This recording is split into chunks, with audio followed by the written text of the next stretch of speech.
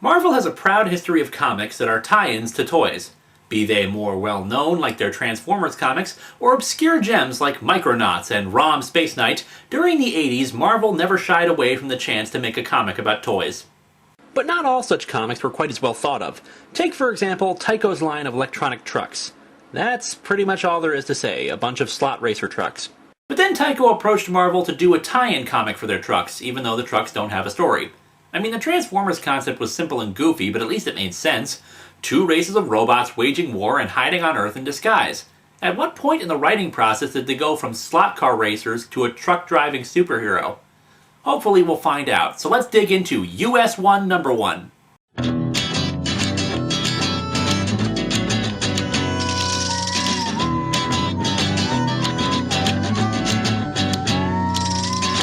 Welcome to Atop the Fourth Wall, where bad comics burn. Linkara's gonna teach you all a lesson you won't learn. Rusty, you're not the smartest. Like hell, you're not an artist. Anyone who said a bad comic published, it can be your turn. Linkara, he's the man. Punch, wears a birdie hat. Linkara, he has a magic gun. Where he purchased that? Linkara, coins, robots, Amazons, and trucks. Linkara, this comic sucks. Linkara.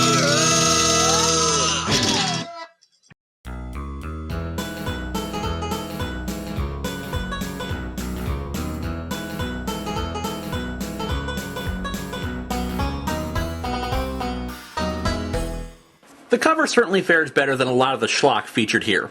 It has a very theatrical feel to it, with the winds and rain storming around, as well as our trucking protagonist striking an heroic pose. There's a sense of both mystery and tragedy behind the chrome-domed head here, and of course we'll see none of that in the actual hero. To finish it off, there's a silhouetted villain atop a cliff with his arms in the air, as if he's responsible for the truck below him hurtling over the edge of the cliff. This cover does have two particular failures, though. First, that logo is huge! It takes up almost a third of the cover, taking away room for anything else the artist could have included. Second, this tagline, "High Adventure Trucking Down the Highway." I love how they give trucking its own huge font, trying to make the idea of sitting in a truck and driving for days more exciting than it actually is. High adventure trucking down the highway, and high adventure plummeting to your doom. The book opens on an open stretch of freeway without any life featured. What a perfect metaphor for this book! All of a sudden, a cargo truck zooms past a sign that reads US-1. So the book's actually about the freeway? Real stories of the deserted freeway. Hours of non-stop nothing. Racing past the sign, the man driving the truck waves out the window and shouting the title of the first issue, US-1 coming at ya! You know, I don't know much about trucker handles, but it seems kind of stupid to name yourself after a freeway and to even paint your truck so that it resembles the sign. As a superhero name, it makes even less sense. Did he get bitten by a radioactive freeway sign? Turning the page, we're introduced to our narrator. Oh dear lord, please kill me now. The only thing more annoying than a pretentious, melodramatic narrator is an actual character who tells the story. Said narrator, a beefy, cigar-smoking, overalls and salmon-colored t-shirt-wearing trucker, introduces himself. Hi there, I'm Ed Wheeler. Oh, so that's what happened to Wheeler from Captain Planet. Maybe you know me better as Papa Wheelie. So, what, did he make his 18-wheeler stand upright? No wonder he's doing narration for a job now. That's the name they hung on me when I was tearing up the quarter mile, drag racing at tracks all over the country some years back.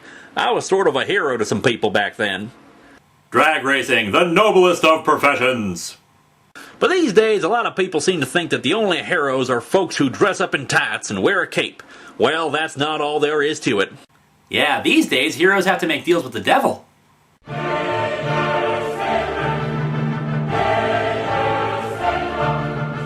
Take the young fella driving that truck, for instance.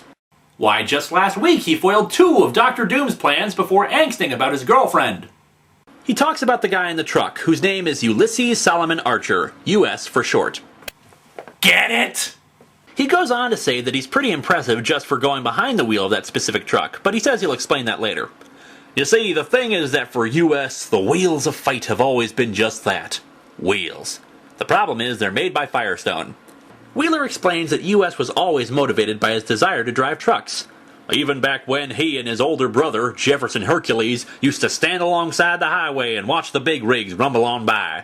Hang on, Jefferson Hercules? Ulysses Solomon? Who the heck is naming these kids? Plutarch?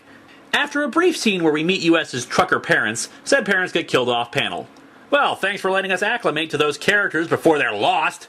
Anyway, after the loss of such legendary truckers as, whoever US's parents were supposed to be, their fellow truckers dress up their vehicles in black and drive the longest funeral convoy Wheeler had ever seen. Pardon me for being insensitive, but don't any of these truckers have hauling jobs they're supposed to be doing? Wheeler and his wife adopt the two mythically named children, and he comments, "The wheels of fate spun by for a few uneventful years." By the way, this is the third time this guy has brought up the wheels of fate. Apparently he's not a hero around these parts for his rich knowledge of metaphors. And one of our boys grew into a man. The other one grew into a woman. We're still trying to figure that one out. Jefferson Hercules became a truck driver himself, while US is irritated that he isn't allowed to do the same. Wheeler explains to him that with Jeff driving a rig, US can go to college as their parents had wanted. Now, get this. He graduates magna cum laude, he was the quarterback for the football team, and according to Wheeler had degrees in computer program design, electronic engineering, all kinds of things. Let me get this straight. In addition to being the top position on a football team, as well as meeting usually very stringent grade or project requirements necessary for magna cum laude, he has at least 2 computer science degrees? It's hard enough to try double majoring, but Wheeler implies that he got more degrees. Either US is a friggin' cheater, or this school has the most lax educational standards I've ever seen. But apparently being the greatest human being alive isn't enough for US. He still had that love of the road, couldn't wait to join up with his brother and be a gypsy trucker. Who knew the Roma had so many truckers? All that speed and power wrapped in tons of steel riding underneath you. Dear Lord, it sounds like he's talking about an adult toy. Just thinking about it gives me a chill. Yeah, thinking of you and such an object certainly gives me chills. But nothing like the chill I get when I think of that night. The night of the accident. Ew, truck accidents turn him on? The headlights pushed at the wall of rain, but couldn't break through. Well, in that case, you should just... The wheels whined, sounding more like the wheels of some dark fight than the wheels of any semi. Wheeler, maybe you should stop with the whole... The wipers beat a fast fiddle tempo in counterpoint to the steady drumbeat of the rain. The narrator wouldn't shut his freaking mouth and get on with the story. Honestly, it'd sound more natural if Brian Michael Bendis tried to recite Howl in his narrative captions. Anyway, the two brothers are driving around in the melodramatic storm. The two are having yet another pointless argument about US wanting to drive trucks. This is like the third argument in a row. When did this guy find time to earn those computer degrees if all he can think of is trucks? A black semi suddenly appears and starts running them off the road. Spotting the silhouette of its driver, Jeff gasps and exclaims, "It's the highwayman!" Damn you, R.A. Salvatore! What did truckers ever do to you? Jeff, in his panic, has become a tower of sweat, and the highwayman forces the truck off the road. To the shock and horror of us all, Wheeler starts talking about it some more. Their semi lurched out into space, seemed to hang suspended for a small eternity, framed by the lightning. Speaking of eternity, then the huge vehicle plummeted to the bottom of the cliff. Why do we have narration that's describing exactly what's happening in the panel? Did they think the readers had no concept in their simple little comic book reading brains what a truck falling to its doom looks like? US has got to be the luckiest protagonist of all time since he's thrown clear of the wreckage. Speaking of which, the wreckage is now ablaze. I guess they shouldn't have been hauling that shipment of oily rags and gunpowder. US is too injured to climb into the wreck to find his brother. Well, he's holding his head but has no other visible injuries to speak of, but is coherent enough to speak clearly about it. The sound of laughter fills the canyon and US looks up to see the highwayman himself. The villainous truck driver has a red cape, a black jumpsuit, and hair that sticks up so much it would make Vegeta of Dragon Ball Z jealous. While standing in front of his demon minions, the highwayman pumps his fist in the air triumphantly. What kind of an evil plan is it to just run trucks off the road? I mean, what do you gain? Ooh, he's randomly killing people. That's such a nefarious and unique take on a villain. I think I'll be buying tons of those slot cars right now. The demonic henchmen crawl down to the remains, but it explodes as they arrive. US blacks out and somehow an ambulance must have been passing by since we cut to one speeding along. This inspires our stalwart narrator to once again use the Wheels of Fate line. Hey, here's an idea. How about Carburetor of Destiny? Or maybe Cup Holder of Divinity? At the hospital, Wheeler and his wife are informed by the doctor that U.S.'s skull has been shattered and that it's a miracle he survived. Okay, my suspension of disbelief at this point has been stretched past the limit. He's a genius, he can survive a major truck accident, including huge explosions, and now he survived a shattered skull. The doctor says there's an experimental procedure that could save his life, but that it's risky. Oh my god, do you think he might make it? Do you think he might die?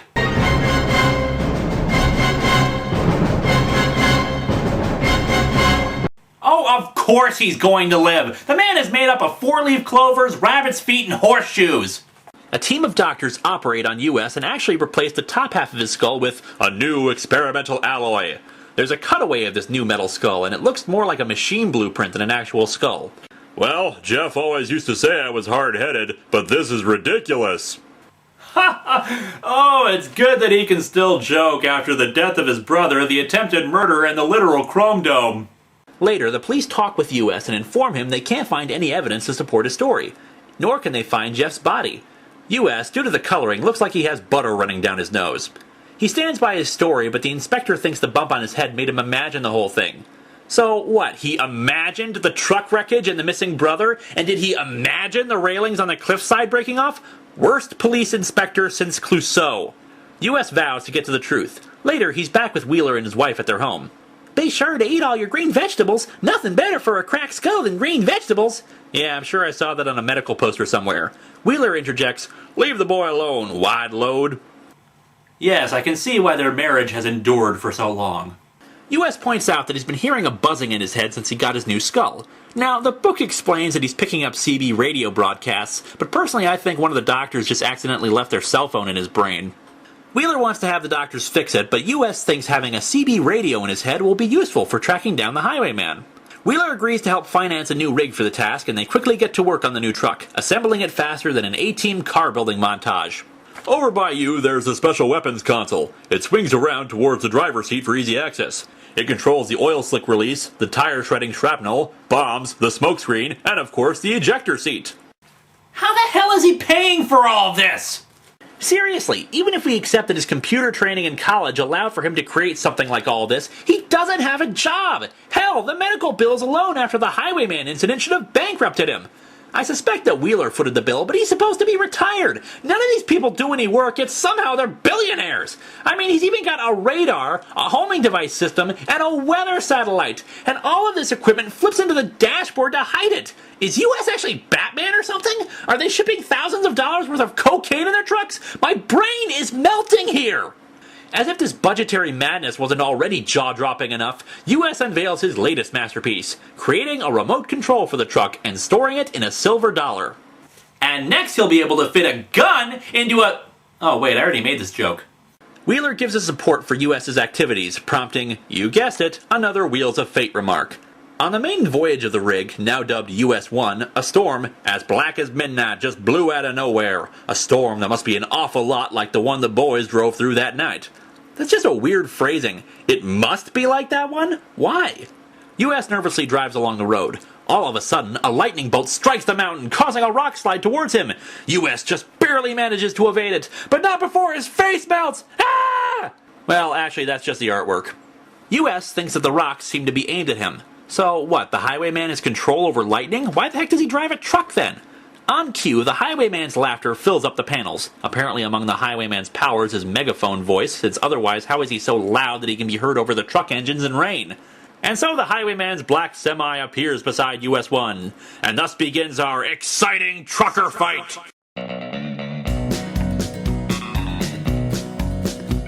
I'm driving a truck. So anyway, after a daring leap over a conveniently placed unfinished road, it looks like US is about to have the advantage. By the way, at no point during this fight does he use any of those fancy-pants weapons he installed. Talk about a waste of an investment. The two trucks approach a bridge, but Wheeler is standing in front of it. How did he get there? Was he Gandalf the Grey in another life?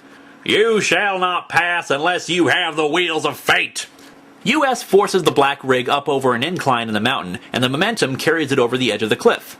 Wheeler gives some lame excuse about walking up the road when the storm started up. Yeah, walk around in the dark and cold instead of in a car. It makes perfect sense. The two look over the edge of the cliff, but there's no sign of the highwayman or the black rig. Since they didn't hear a crash, they presume he survived. We end our comic with Wheeler's annoying narration. Like I said, some folks think you've got to wear tights and a cape to be a hero. These people would be morons. And some folks think you need to wear a mask and fly. Yeah, and some people think Scientology is a legitimate religion. What's your point? But the truth of the matter is that sometimes, to be a hero, all you have to do is drive a truck.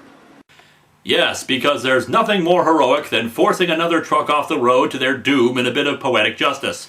And furthermore, driving a truck is the only qualifying factor for heroism. Although it certainly helps if you have a metal plate in your skull that picks up radio signals, a souped-up semi, and a genius-level IQ. This comic sucks. Look, in the future, if you need a hero whose theme involves trucks, just call Optimus Prime. Hello and welcome to Atop the Fourth Wall, where bad comics burn. Well, unfortunately, it's another one of those days. I've scheduled to review something else, but it's not what we're looking at today. The original comic I was going to review, Marvel's Superhero Island Adventures, is based around Universal Studios' Islands of Adventure theme park in Orlando, Florida. It contains various attractions and islands based on properties they owned or had licenses to, one of which was Marvel, thus creating the Marvel Superhero Island, with various rides and locales meant to evoke Marvel superheroes and a general comic book environment. And the comic itself is really not all that bad. It's got 3 stories from the Fantastic Four, the Hulk, and Spider-Man, and they're all short and enjoyable superhero romps. If it fails at anything, it's in promoting the theme park that it's named after. Also, there's a bit where Johnny Storm tries to straight up murder Dr. Doom, but hey, nothing's perfect. The comic was a donation to me by Joe Convoy of the Electric Information Show podcast, which you can check out here. Instead, we're going to once again look at something related to an older review.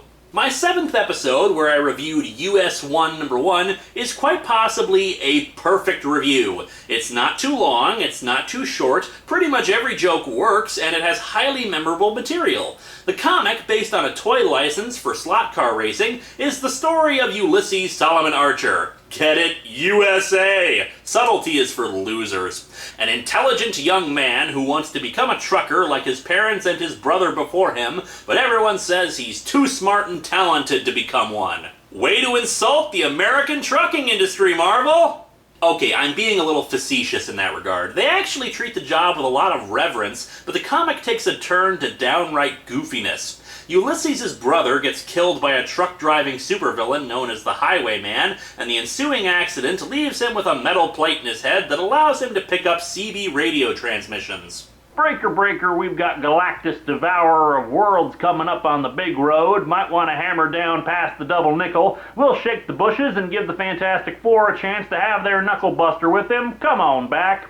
In addition, he soups up his rig into a high-tech weapon with oil slicks, tire-shredding shrapnel bombs, a smokescreen, an eject seat, and a radar and weather satellite. The best part of this thing has got to be the remote control hidden inside a silver dollar. I'm still not sure how the hell that one works, and where the heck they got the money to pay for all this. Looking back on it, US-1 is stupid, but it's an incredibly fun kind of stupid. This isn't something like Cry for Justice that's just badly written and that borders on offensive to me personally. US-1 is dumb 80s fun. Surprisingly, US-1 has actually made something of a comeback in recent years. They changed the name to US Ace for copyright reasons, of course, but he appeared in an issue of Deadpool Team Up as well as in a remake of the Infinity Gauntlet event comic, where his truck now has the ability to go into space. And you better friggin' believe that at some point we're gonna find out how the hell that happened. In the meantime, though, let's check in on what happened directly after the last issue and dig into US-1 number 2.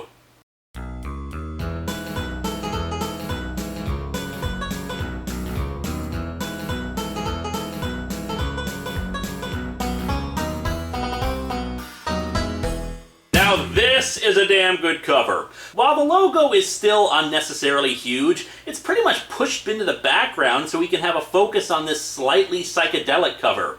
We have the awesome symbolism of the US-1 road sign crumpled, a new villain presented front and center, though admittedly with kind of a lame costume, and her holding her weapon, some kind of high-tech whip. The whip curls around to another panel and collides right where US-1 is sitting, leading into repeated panels of his eyes going all trippy. This is just a great cover, symbolic, eye-catching, and enjoyable. Enter the malevolent Midnight! Yes, this Midnight is malevolent. Fortunately, though, it's midnight on the other side of the world. We open at the pit stop where US-1 calls his home.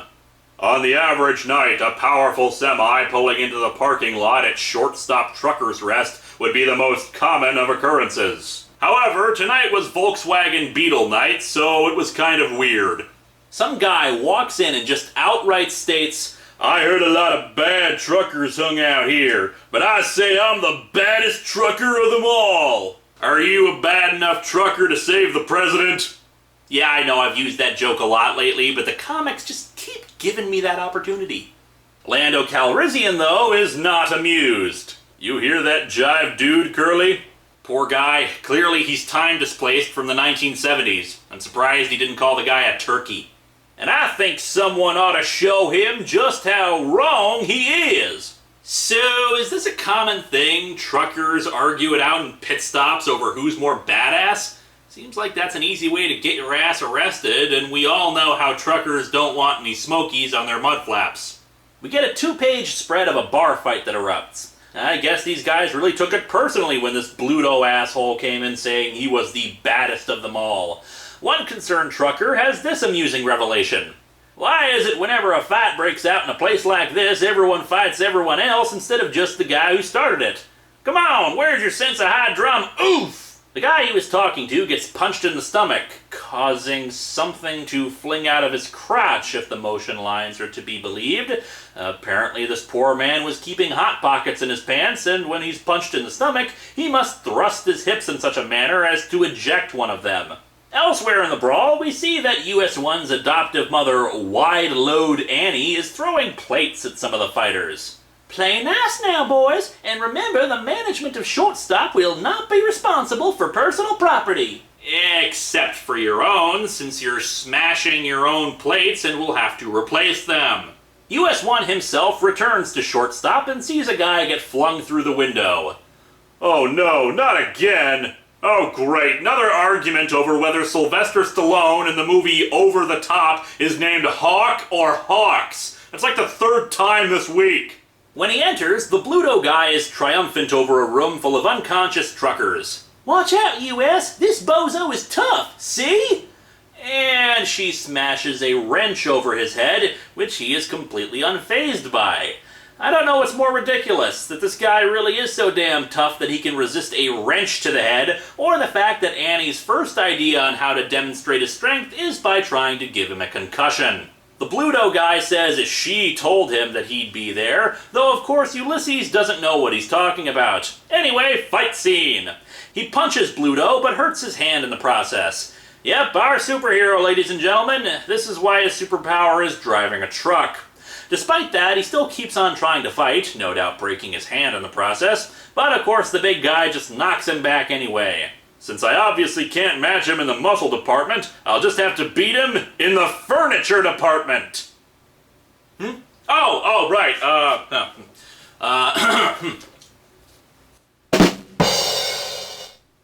He throws some so bad it's good furniture puns at him, which even he admits were lame, and eventually the guy tries to bonk him on the head. Of course, since US-1 has a metal plate in his head, it instead hurts the guy's hand. We'll ignore that his spinal column is still made of everyday bones, so this should still hurt like hell for US-1, but whatever. And so we see US-1's greatest fighting tactic. Headbutt. Yep, he just headbutts the guy twice and knocks him down. Little does he know I've had most of my skull replaced with a metal alloy plate. A plate strong enough to let me do this! You do realize that the surgeons designed it to protect your brain, right? Not to be used as a battering ram? The big guy staggers out while everyone else congratulates US-1 on how thick-headed he is. As he stumbles past the row of parked trucks, the shadowy figure which keenly watched US's arrival lashes out with a bizarre whip-like weapon. And by whip-like, I mean a whip. A weapon which does not strike the flesh, but sends a stinging energy jolt deep within the victim's brain. He snaps to attention, eyes glazed, and... wow, Jersey Shore is a good show. The woman holding the whip, not sure why they're bothering to keep it a mystery when we saw her full on the cover and whatnot, asks him what he learned about Ulysses Solomon Archer. The man known as US. Okay, they kind of called him that in the first issue too, but I find that kind of silly. It's right there on the cover that his name is US-1, not US. If they really wanted to go with that, why not call him USA, considering that's his full initials? Anyway, the big guy is of course no help whatsoever. He's a tough little guy. He beat me and nobody ever done that before. Yeah, that's critical information. He beat me up. I don't think this guy's gonna be the great henchman you were hoping him to be, Midnight. Speaking of, we have the reveal of Midnight and her Hypno Whip. And for some reason, I feel like posing like this as I announce that.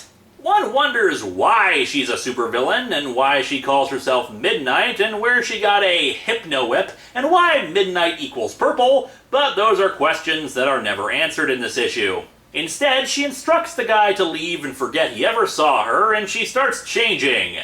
And considering how low-cut her jacket is, that means she's probably topless now while hanging around a rest stop for truckers. Back inside, everyone's helping clean up the brawl, and it's time for some story setup. In this case, it's throwing out two possibilities about who Midnight actually is. The first is a blonde-haired waitress named Mary. Ulysses says he wondered where she had gone off to. Why, US, I'm flattered that you missed me. I got my hair mussed in that little brawl, and I stepped out back to fix it. Oh, so you're not a supervillain? Oh, okay. I was just hoping we would have, like, the Catwoman and Batman thing going, but that's fine. Next red herring is Taryn O'Connell, a flirtatious red-headed Irish woman. Oh, and it turns out Mary is Irish too, as Taryn's dialogue indicates. Ah, Mary, me girl, still hauling dishes for a living, I see. Surely a fellow Irish woman could do something more productive. Well, I was going to work at this place called the Black Canary, but then this other blonde Irish woman took the job. I hear she nearly killed everybody there with her secret Irish ninja powers. She then flat out goes up to Ulysses and starts Frenching him. Taryn, you've got to stop doing that. People are liable to get the wrong idea about us. Dude, hot redhead in skimpy clothing who also happens to be a trucker, so she lives and loves the way of life you lead, and she wants to ride your big rig. Stop being an idiot. We get some character development for Taryn, that she wants to prove that she can be as good as any male trucker, and that she recently accomplished a difficult run. Now it's your turn to lighten up, Lassie. That's Lassie as in D-O-G. Why, you're jealous because when I'm around, US ignores you. And before anyone thinks that I'm losing my feminism street cred here, I will point out that we have two named female characters who are talking to each other, but they're only talking about a man. Yep, we'll be progressive with the female trucker, but she exists only to boost up headband head injury here. Speaking of, Ulysses says he needs to finish the run he was on and take some gum for the road. Plot point is go! And to further the mystery of which of the two could be Midnight, both the women decide they need to head off as well. Later, US-1 drives his truck, but Midnight chases after him on a purple motorcycle. And as one is likely to do while driving for long stretches of time, US-1's thoughts start to drift. Wonder what kept Abby. She's some gal, according to Driscoll. Actually, he thinks back to the accident from the first issue. Still not sure if Jeff survived or not. There was no trace of his body. Probably because the truck smashed and exploded. Plus, the highwayman employed a whole bunch of demons and whatnot too, so maybe they dragged off the body. It was a miracle I lived through it. The doctors had to replace most of my skull with an experimental alloy. And there were no side effects whatsoever. My brain cow is the winning diet. And then he gets possessed by a demon in this panel, judging by the artwork on his face here. Boy, would they be surprised to learn that I can actually pick up Citizens Band shortwave transmissions on it. And what's even crazier is that I can tune in specific channels by touching different fillings with my tongue. Cheryl? A piece of the world is missing.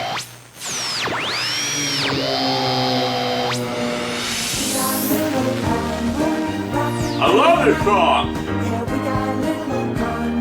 Subsequently, he picks up something. Ow! I'm picking up something now, and it hurts! Oh god! Talk radio! Why won't it stop? US-1 looks out the window and sees the Hypno Whip cracking at his side view mirror. Every time she cracks that whip, my CB skull feels like there's a jolt of lightning going through it. I love how some heroes just have villains specifically designed to screw with them. US-1's first supervillain was a demonic trucker. This time it's a woman with a weapon that messes with his metal skull. And thus the chase begins, with Ulysses trying to speed away from her. We finally get to see some of the weapon systems of the truck, but I should point out that Midnight is on a motorcycle, and he's in a massive truck, so it wouldn't be too hard to swerve to the side and just run her off the road. Anyway, first comes an oil slick, but even the motorcycle is designed to outmaneuver him, since it has jets that allow her to leap over the oil slicks. Next up, he releases sharp, biodegradable star spikes. Oh goody, they're biodegradable! Which means they'll stop being a traffic hazard to vehicles in about, at least a decade if you're lucky. She evades by literally riding on the rails, putting her bike on top of a narrow guardrail. He blasts some fog in her direction, and that forces her off. Why would she attack me?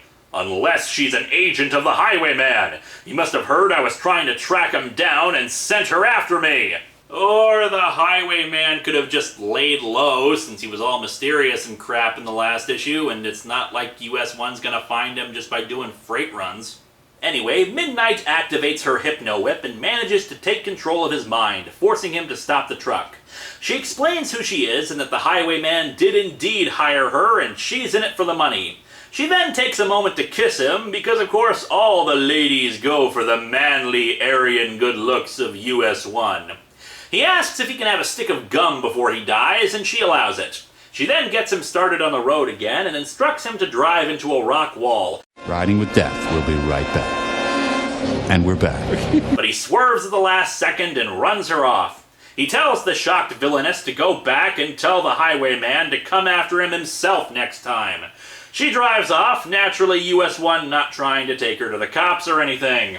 As she leaves, he thinks about how he was lucky that she let him have the gum, since what he did was keep the metal foil wrapper on it. I'm pretty sure it's not actual metal, but I'm sure people will correct me on that. When the foil hit my fillings, it opened up all the receiving channels in my CB skull, overloading my head with every broadcast frequency on the airwaves. Ugh, I got a full blast of Howard Stern, light rock, hard rock, and NPR all at once. Thus, her whip's frequency was crowded out and he was freed. He remarks to himself that he should carry some gum with him at all times, just in case he ever runs into her again. And so our comic ends with him thinking if he played his cards right, he could turn it into a commercial endorsement. Foil your enemies with Wrigley's gum. Nah, they'd never buy it. What do you need an endorsement deal for? You're obviously already loaded, what with the millions you spent on the truck and the surgery. This comic is incredibly dumb, but man oh man is it enjoyable. I know it's weird hearing me say that nowadays, but you've got to understand, back when I did the first issue, I thought that this was the worst kind of thing I'd run into. Since then, I've seen Bimbo Warriors in the Future, The Surgeon General, China Cat, and Christabella. US-1 is more like brute force, so bad it's good kind of fun. And don't worry, this is not the last we'll see of our dramatically named trucker. We'll come back to him down the line as well. Next week, though, time to enter another dimension.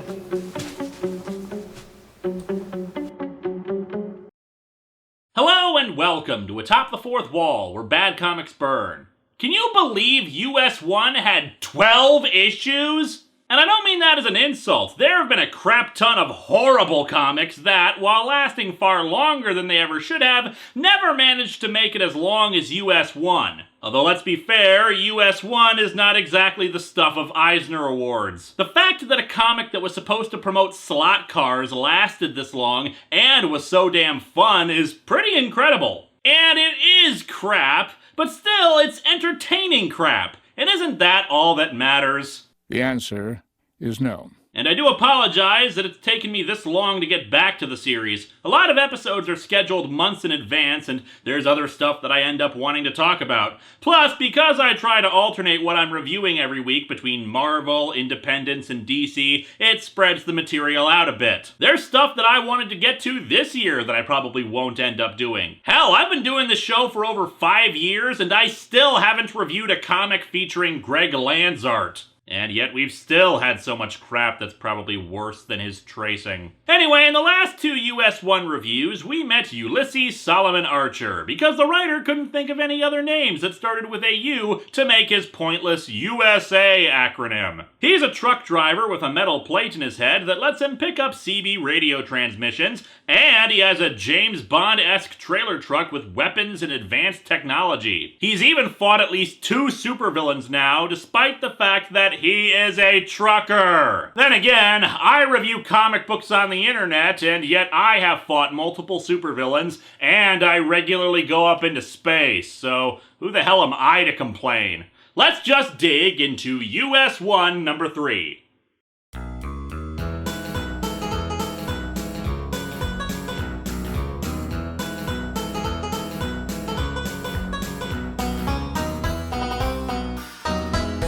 The cover is... wow. I'm not entirely sure what the hell we're looking at, though it might actually be hell from the looks of things. This cover is pretty cool, actually. Obviously, we have US-1 traveling on the edge of some cliff, but a gigantic figure is standing on the trailer of the truck and trying to make himself look big. Yeah, sometimes images like this are menacing, but when you actually stop and think about it, it's kind of silly. Wooga booga booga booga booga booga booga! There's even what looks like a demonic slip and slide there. Check it out, those demons know how to have fun. Rhyme of the Ancient Highwayman. Considering the Highwayman in issue 1 was an evil demonic truck driver, did the Ancient Highwayman have a semi too? Also, better be careful there, Highwayman. Half your audience won't like your rhyming. We open on a splash page that, well, I'd better just let the narration explain it. A colorful semi speeds across a hellish alien highway as demonic spirits sear the air. Ah, so he's driving through Wisconsin. Why?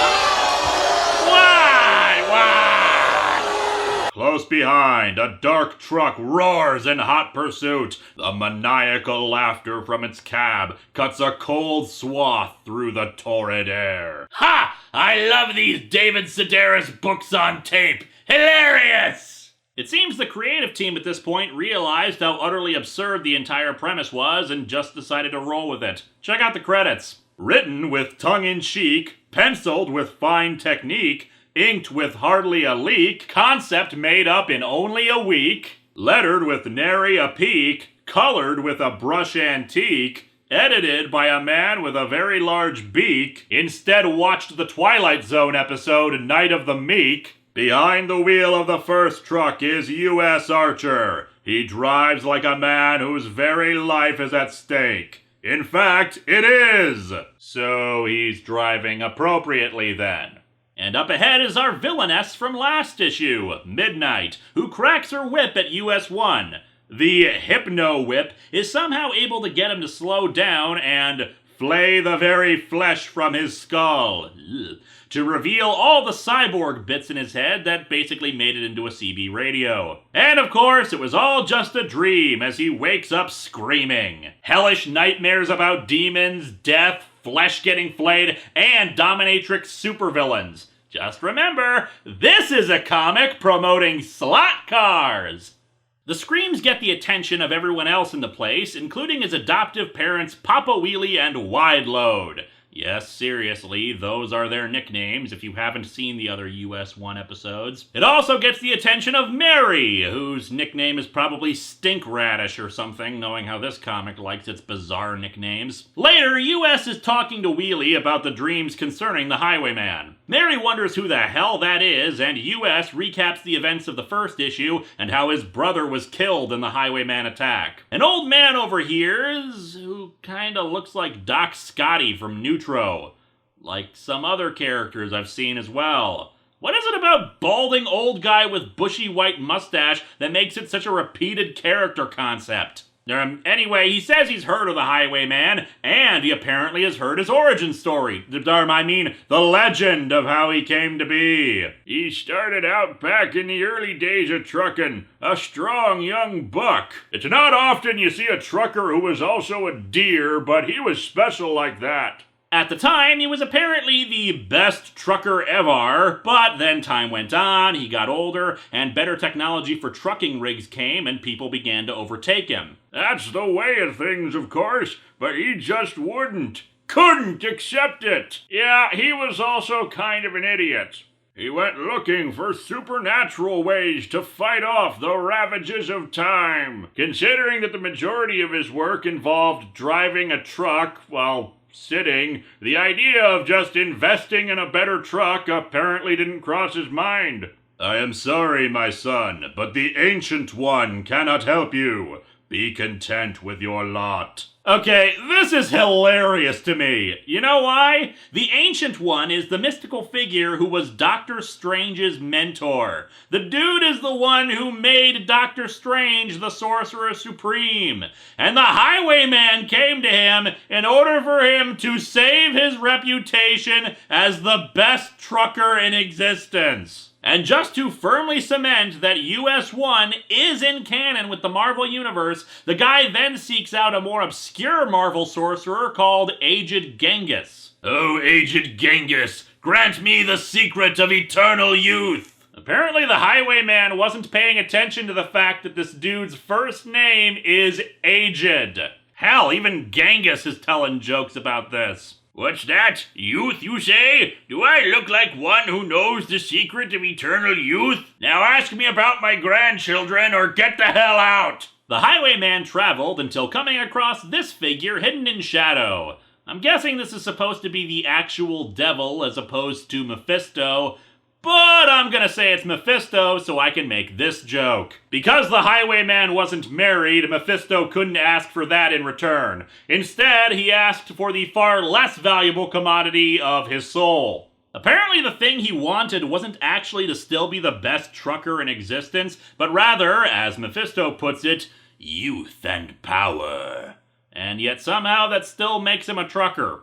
Weird. Anyway, the old man says that if you survive even one encounter with him, consider yourself lucky and don't tempt fate by seeking him out. And then he walks out of the diner, having fulfilled his purpose in the plot. Well, he has a busy schedule ahead of him. He has to go shave his mustache and then go to a Denny's to tell people that pancakes taste like America.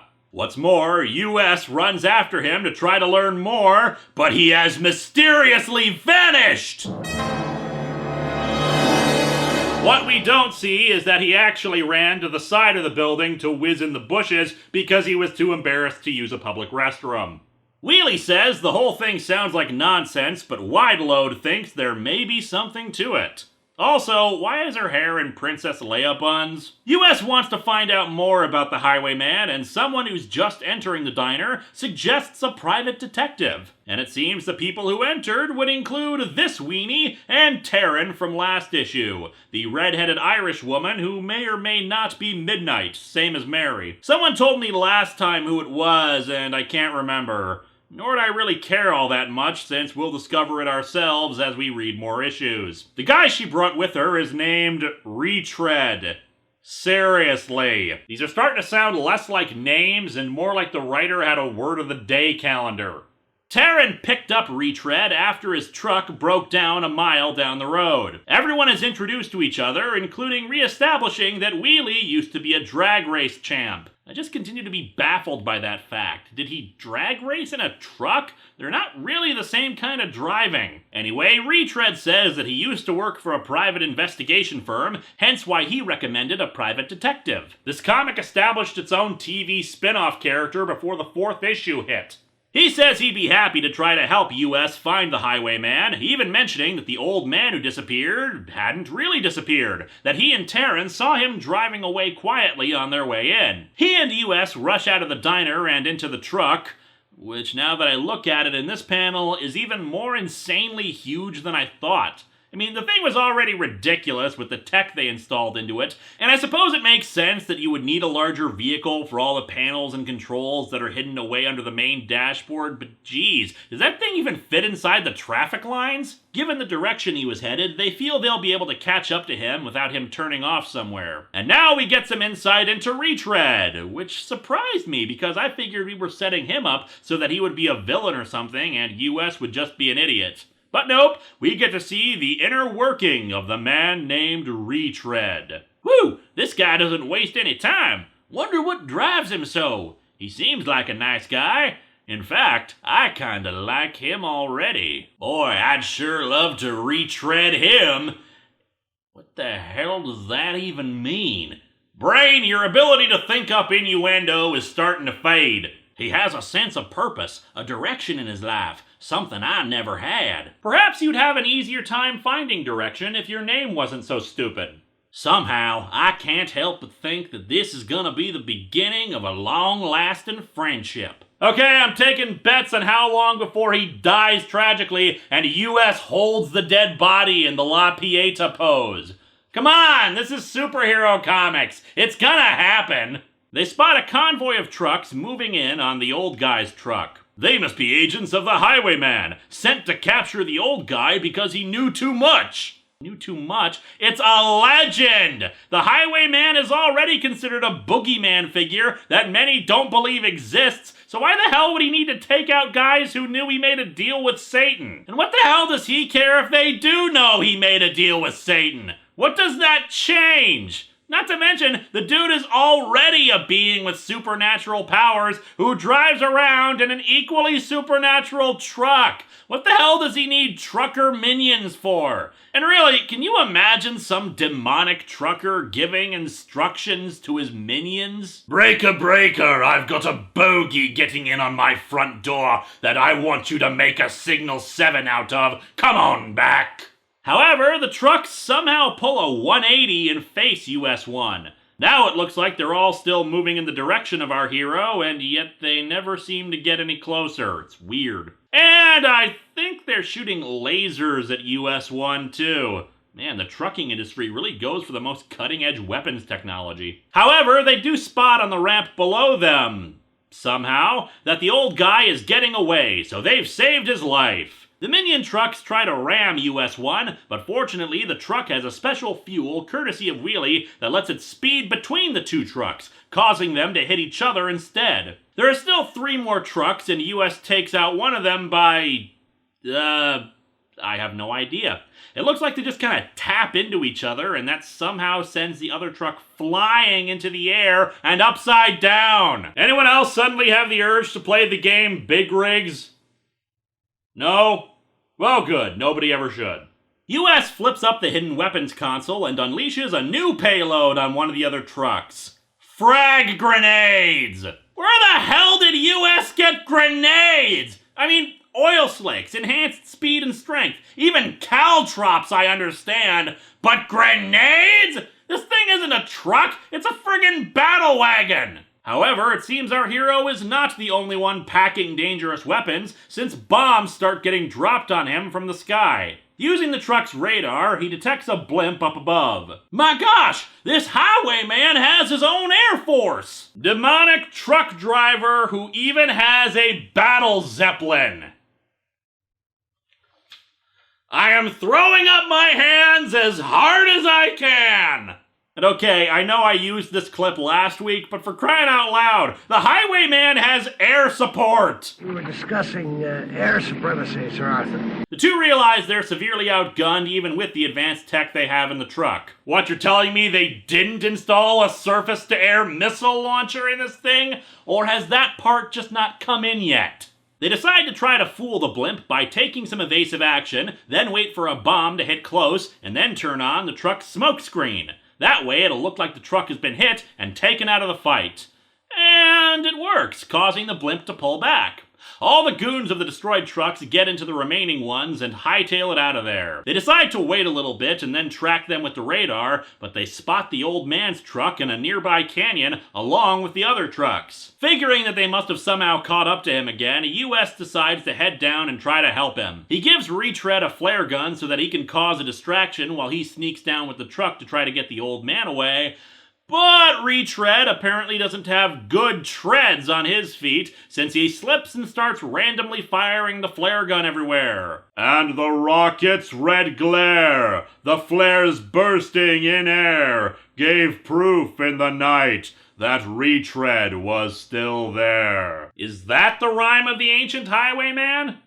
Gotta say, it's far less original than I thought it would be. Retread starts sliding down the edge of the cliff, which sets off more flares, and sets him on fire. People always said I was a flamer, but this is ridiculous! Okay, I was trying to tone down the innuendo about him making googly eyes at US, but what the hell else is flamer supposed to mean? But indeed, it provides a distraction, and US gets in closer to the old man. However, the goons counterattack. Even as US employs his metal-hard skull to fight off his attackers, Retread manages to more than hold his own, sparked not only by the burning desire to aid his new friend, but by the fact his pants are on fire.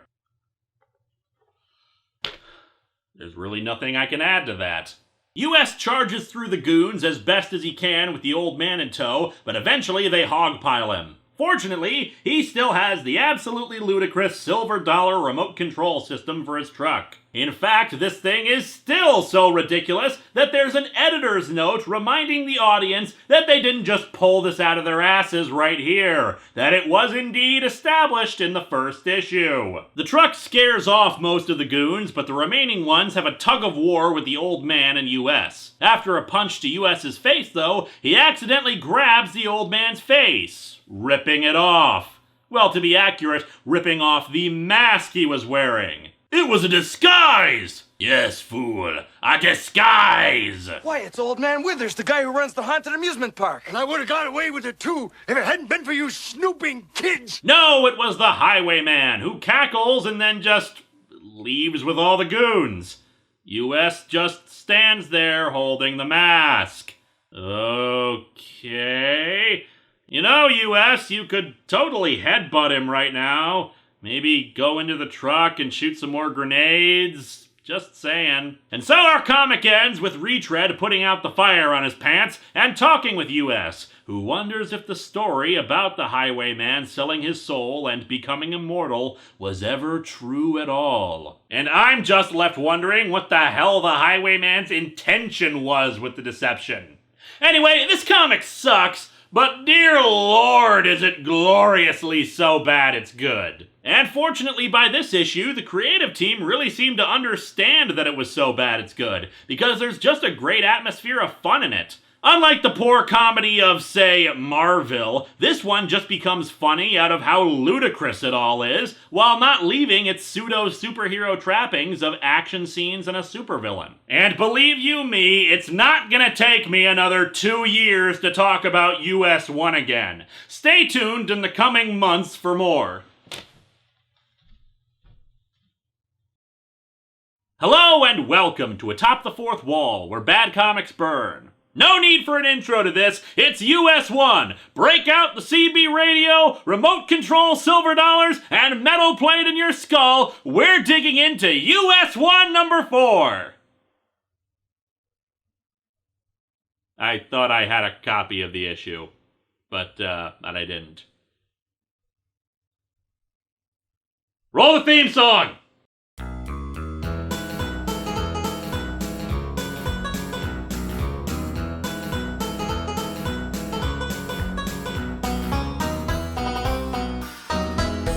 Okay. Quick recap if you've never seen the previous reviews, which you totally should by now. This series is hilariously stupid and awesome. Ulysses Solomon Archer, yes, seriously, dreamed of being a trucker and got into an accident with his trucker brother thanks to the demonic trucker supervillain known as the Highwayman. Have I mentioned that this involved truckers? The accident left Ulysses, or US as they call him, with a metal plate in his head that let him pick up CB radio transmissions. His rig was then upgraded with James Bond-esque weaponry and gadgets that he can totally afford on his trucker pay scale. He also put a big-ass sign that said US-1 on it, because when you're a truck-driving superhero, subtlety is a thing that happens to other people. Speaking of, that leads us to the cover of issue 4, and dear Lord in heaven. I don't know if this cover is good or bad because, well, just look at it! Soak it all in, my friends. Where to even begin? Oh, how about the big guy right on the front? Big red military uniform, full-on mutton chops, and he even has a sash. Although all his medals are pinned to his uniform, so the sash just seems kind of unnecessary, but whatever. Maybe he's just jealous of the Miss America pageant winners and wanted a sash of his own. Oh, but then right next to this Herculean figure is a blimp with what appears to be Bullet Bill painted onto it. I'm taking a wild guess here that this Captain Monocle von Sashy Pants rides around in the Shark Teeth Zeppelin. And really, if you had the power to do so, wouldn't you dress up in a fancy red uniform with a sash and a big hat and ride around in a giant blimp that had a shark painted onto it? No, I would. And finally, the chickens. Thousands, if not millions of chickens. An ocean of chickens. For the chickens to be so numerous that they go up to the cab of US-1's truck would probably require an entire country's worth of chickens to be carted to one location. This, my friends, is the true Birdemic. No one expected the chickens would be our downfall. Just when you thought it was safe to hit the open road again. The Jaws ripoff Beaks did not do as well as hoped. We open with Retread, the guy introduced last issue, running out to US to tell him there's trouble in the diner. What is it, Retread? What's wrong? What's that, Retread? Papa Wheelie fell down a well? No, like the second issue, there's a fight in the diner. Get it, this place isn't a bar. What the hell sets people off enough in a diner to make them want to kill each other? Hell, a guy gets tossed out a window. Well, actually I say that, but frankly it looks more like he's levitating out of it. Oh yeah, and upon seeing Mr. Floaty, Retread decides to stay out of the fight and let US handle things. Man, this place gets more fights than Madison Square Garden. I suppose I should get in there and lend a hand. After all, I was a professional bouncer once. What he means is that the people in the bars would bounce him off the countertops. Though I never was very good at it. This is a weird sequel to Roadhouse. However, his train of thought is interrupted by the arrival of a large shadow looming over him. On that day, trucker kind received a grim reminder. Whatever it is, Retread runs inside into the massive brawl, where we see US is headbutting people right in their skulls, which has got to cause at least a concussion since they don't have a metal plate protecting their skulls. Wide load, dual-wielding a wine bottle and a frying pan, some dude with a pie on his head, and Papa Wheelie just looking on in complete confusion at this. How the hell is he supposed to narrate with all this going on? Retread tells US he needs to get outside quickly. However, US turning to look at Retread apparently upsets a guy. Ha! Turn your back on me, will ya? Take that! How dare you allow a momentary distraction in the middle of our honorable duel? Have at thee! Naturally, the guy tried to punch the back of US's head and got nothing but a broken hand for his efforts. Everyone runs outside to behold a massive blimp flying over the place. And as seen on the cover, it has giant shark teeth and eyes painted on. Man, are they already doing promotion for Sharknado 3? The second one isn't even out yet! US-1 in a tale of hot air and chicken feathers. Considering people think that the only food I eat is chicken tenders, it wouldn't surprise me if hot air and chicken feathers are what they think my insides look like. The Zeppelin lowers a rope ladder and the guy from the cover quickly descends it. Zo! Well, zo to you too, I guess. I am looking for a U.S. Archer. Is he present? Yeah, I'm U.S., and who might you be? I am Baron von Blimp! And he takes out his glove and slaps U.S. with it. I challenge you to a duel! Your truck versus my Zeppelin! Unless they both change into giant robots and start punching each other, I don't see a very interesting fight developing between a blimp and a truck. Please tell me they transform into giant robots and start punching each other. But why, Baron? Kind of an underplayed reaction to all of this, frankly. Although I suppose after demons and a woman with a mind control whip, some over-the-top dude in a blimp isn't really gonna faze you. My motto has always been, financial victory through air power! Ah, so he's the arch-nemesis of the air zone solution. Ever since the Hindenburg disaster, people have mistrusted lighter-than-air craft. Well, that and the top speed ever recorded for an airship was about 69 miles per hour in 2004. And there are much faster ways to travel nowadays.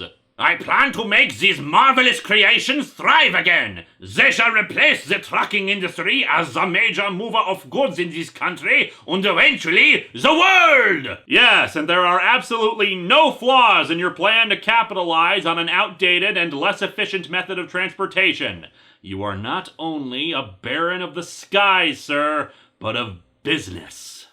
He's arranged for a contest between him and US-1, who rightfully asks what the hell is in it for him. And indeed, the Baron says he'll provide information on the Highwayman. Sure as my name's Papa Wheelie, that Teutonic twerp was lying, US. I'm pretty sure he's Italian. I know, Papa. And now they're inside the diner, continuing their conversation. Space is warped and time is bendable. So many strange things have happened to me in the last few months, I'm not sure what the truth is anymore. For the 9th time, US, it happens to everyone when they get older. It's not that strange. US proceeds to recap the events of the last few issues, though he mentions a few other details, like how his brother Jeff was missing from the truck wreck, and even admits the very James Bond-esque nature of the enhancements of his vehicle. In addition, he knows that the Highwayman is actually behind the Baron, since in the last issue a Zeppelin was raining bombs on him, and, well, what are the chances that there are 2 blimps flying around wherever the hell this desert diner is? Wheelie thinks he shouldn't do the contest then, but US is adamant about participating. I didn't just grab the Baron here, because he never would have told me anything about the Highwayman. And let's face it, I'm not exactly all that intimidating when I'm wearing this headband. He figures that by playing along, the Baron might accidentally give away information about the Highwayman. And hey, since they know it's a trap, they can prepare for it. Besides, since that aerial attack on me, I've been busy installing some weapons that will come in real handy against the Baron. That's a little surprise I'll have waiting for him. Anti-aircraft guns and surface-to-air missiles, no doubt. And both on the back of a semi. God bless America. The next day, the contest has apparently attracted a whole lot of people, as well as music and a general carnival atmosphere. And we even attracted this guy, who's apparently the major sponsor of the race. Welcome, I say welcome one and all, to the Great Chicken Colonel's Fowls of a Finger-Lickin' Race. I don't think races are usually associated with finger-licking. I am the Great Chicken Colonel, and it is with pride, I say, that I present this finger-licking chicken race. Before Chick-fil-A settled on the whole cow superheroes thing, their marketing campaign was a bit more rip-offy. So as Colonel Foghorn Leghorn continues to go on, and I just realized he's sporting a mohawk and a nose that could shield you from a nuclear blast, US wonders where Retread may have gotten to. But enough about the obvious plot point hinting, let's get down to nitty-gritty. So let's shake hands and may the best man win. Sure, put her there, Baron. Never! This sportsmanship is for fools and losers. I refuse! Okay. Also, asshole, you're the one who challenged him out of the blue, and he did not have to accept it all, so up yours. And so the race begins, and naturally, US pulls off into the lead instantly. His friends and family watch as they go off, hoping he's made the right decision. Mary, the waitress, who you might recall may or may not be the supervillainess Midnight, thinks to herself about it. But I can't help worrying about him just the same. US doesn't know it, but I want him for myself. Yes, you've been very subtle about your attraction to him, what with you kissing him on the previous page. If anything happens to him, I don't know what I'll do. I would criticize the book for having her define her existence solely on a man, but she is correct. As a supporting character, she will fade into the ether without him. Or if this was an 80s DC book instead of an 80s Marvel book, she would become US-1 herself. And so the two are off, with US even thinking to himself how he managed to slap a tracking device onto the Baron's back, so he hopes he can later use it to follow him to the Highwayman. No doubt he will pursue in the truck, which at this point I'd be shocked if it didn't have a cloaking device. I do have to give major props to US as a character here. The past few issues have not left him an idiot. While knowingly walking into a trap is probably a bad idea, he is still learning from what happened before and taking some initiative for his long-term goals. Hell, as the Baron starts dropping bombs on him as he did before, he remarks that he can dodge them just as easily as before. Although now we start getting weird. As if the president's new user's fee on gas wasn't bad enough, after Baron von Bozo gets finished tearing up the highway, the cost of repairs will triple our taxes. I would call this author proselytizing, but US, as a trucker, probably would be having those thoughts right now, so you win this round, comic. This round. As the bombs continue to drop, US decides to retaliate. I told Papa I had a few surprises in store for Fatso, and here's where I deliver them. You never figured I'd turn all those chickens into ammunition. Boy, would the guys back at the University of Michigan Engineering Department flip if they could see the anti-aircraft mini-missiles I installed in this rig. And that's why college in the United States is so expensive.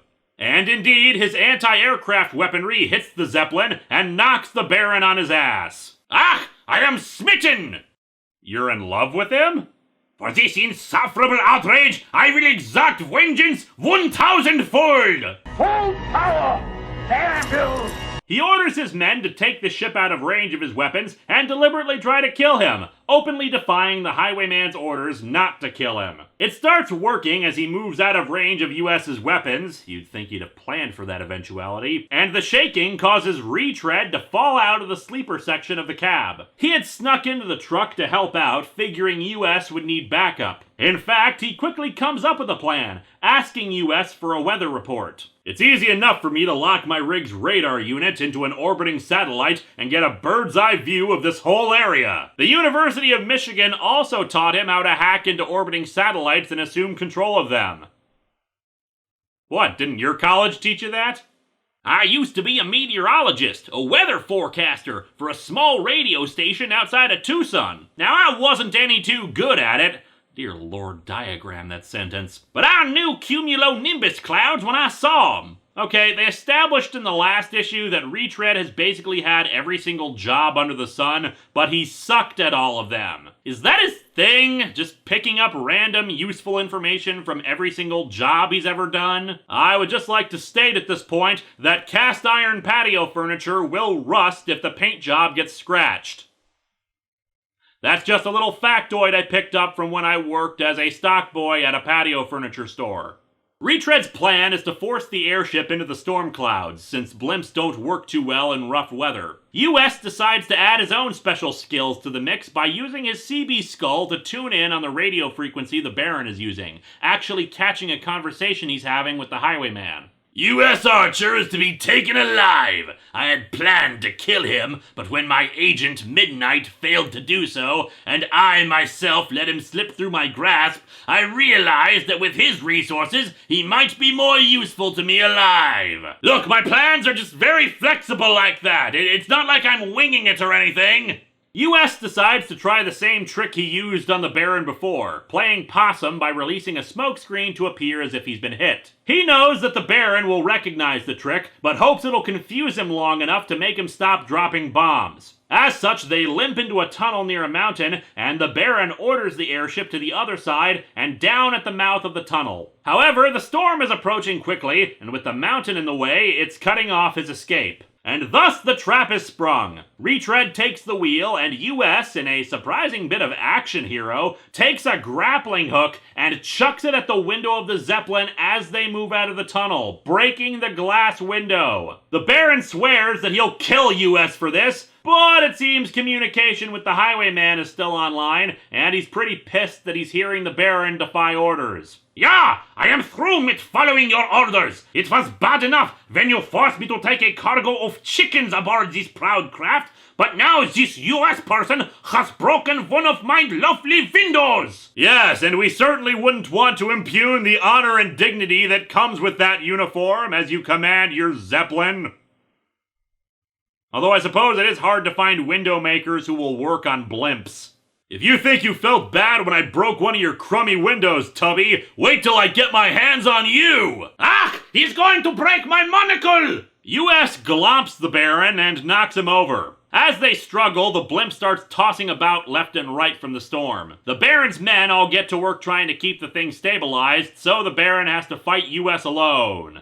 Although he has a sword, so it's not that hard. Uh-oh, looks like I might have overplayed my hand. I don't think the Baron is in any mood to follow his orders about bringing me back alive. Worse yet, I don't think those chickens are gonna make it to the fast food place. The weather starts getting rough and the tiny ship is tossed. The cargo hold of the Zeppelin is damaged, releasing a crap ton of chickens from it, who all start flapping about everywhere. To make matters worse, US and the Baron are hanging on for dear life on the side of the blimp. Looks like that new Steven Spielberg movie to me, Baron. You know, Poultrygeist. Dear Lord, just imagine if those were your last words. Even the editor's boxes call out the bad pun by making their own. This one's too foul, even for you, Milgram. I'm afraid we're gonna have to pull it. Ah, don't be afraid of puns. What are you, chicken?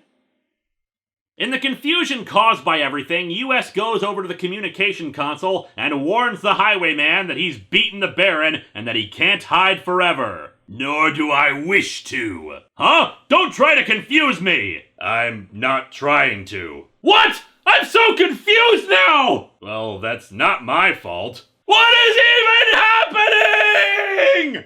I think that metal plate is squeezing your brain a bit too tightly. US manages to climb back down the rope to the truck. And from the looks of things, there is a stream of millions of chickens coming down from the blimp.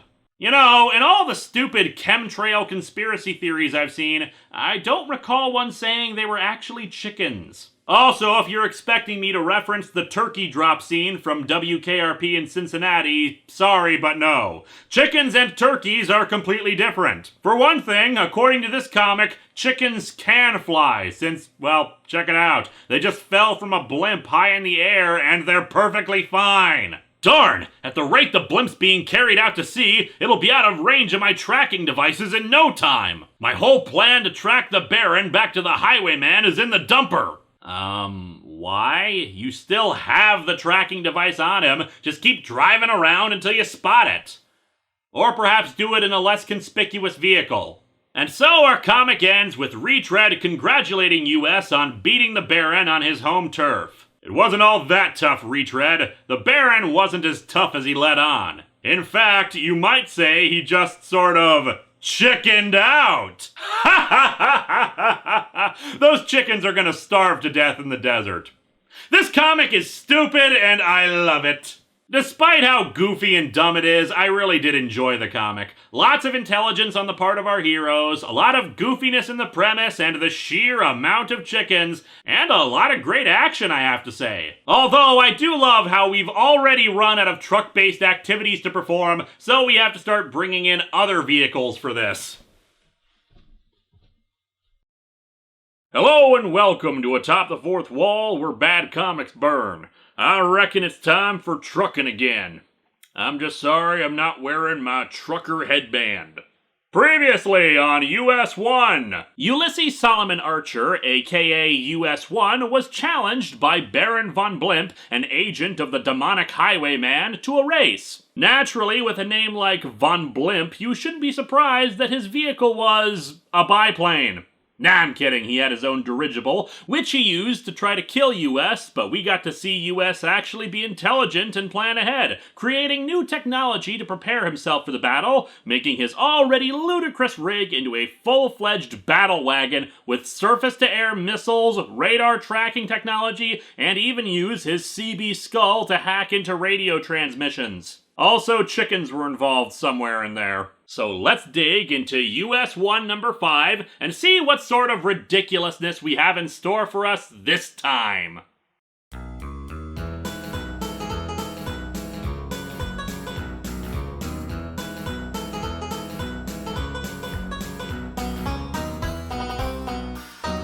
Nothing like seeing a comic from the 80s to make you really appreciate classic cover design that actually informs you of what's going on in a comic. Don't get me wrong, this cover is not exactly the most spectacular thing ever, but it tells you exactly what to expect in this. A giant maze that US-1 will have to traverse that features glaciers, tornadoes, and volcanoes. It's not just the characters posing or something, it actually tells you what to expect in this comic. Facing the maze. Yeah, and speaking of facing the maze, is the truck falling into the maze? Because it's at a weird angle, and I'm pretty sure his rig can't fly. Yet, anyway. I know, it's coming up eventually. We haven't reached peak insanity for this series yet. We open on Baron von Blimp's dirigible floating over the North Atlantic shortly after the last issue, and apparently flying higher than a passenger jet. I would critique this fact, since blimps, while capable of rising up to 10,000 feet, normally would not do so, since it would mean releasing so much fuel that the return trip down would be a lot bumpier, so it's usually no more than 2,000 to 3,000 feet. But this is comic book science in a book where a guy can control a truck with a silver dollar, so really this is the least of its problems. Ulysses Solomon Archer will pay for subjecting my beautiful Zeppelin to the ravages of nature. Dude, that water damage was your fault. This is what happens when you don't clean out your gutters. And from the ravages of those escaped chickens. Not a good sign for your recurring villain when he's easily bested by poultry. Back over to US, he and Retread are trying to do what I suggested last time, pick up the signal of the homing device planted on the Baron, but either it's been knocked off or it's out of range. And since they can't find the Baron, they might as well finish off the job they had started with their little contest and drop off the cargo of chickens, who are probably all very spooked by now thanks to all the bombs dropping. Oh, yes, and of course there are all those chickens who were left out to die in the desert. Good work with that. The hours pass and the miles rumble by, the time chewed up by the conversation, the distance gulped down by the hungry wheels. Oh, right, so the wheels ate the chickens. That works too. And so they roll in and meet up with the checkered coat-wearing foghorn leghorn guy. He reassures US that the contest was indeed legit, but US is confused as to why the reporters aren't here for the publicity stunt then. Foghorn says the reporters were here, but they left after they got their story. Got what story? The story, I say story, of the person who won the race. A person who wasn't even supposed to be in it. My god, Retread has been playing us all for fools this whole time, and he won the race! No, as it turns out, it was Taryn O'Connell, that other love interest for US that might be Midnight. And yes, I could just look ahead and find out, but I want to be surprised at the same time as all of you. Except for those of you who have read ahead already and told me.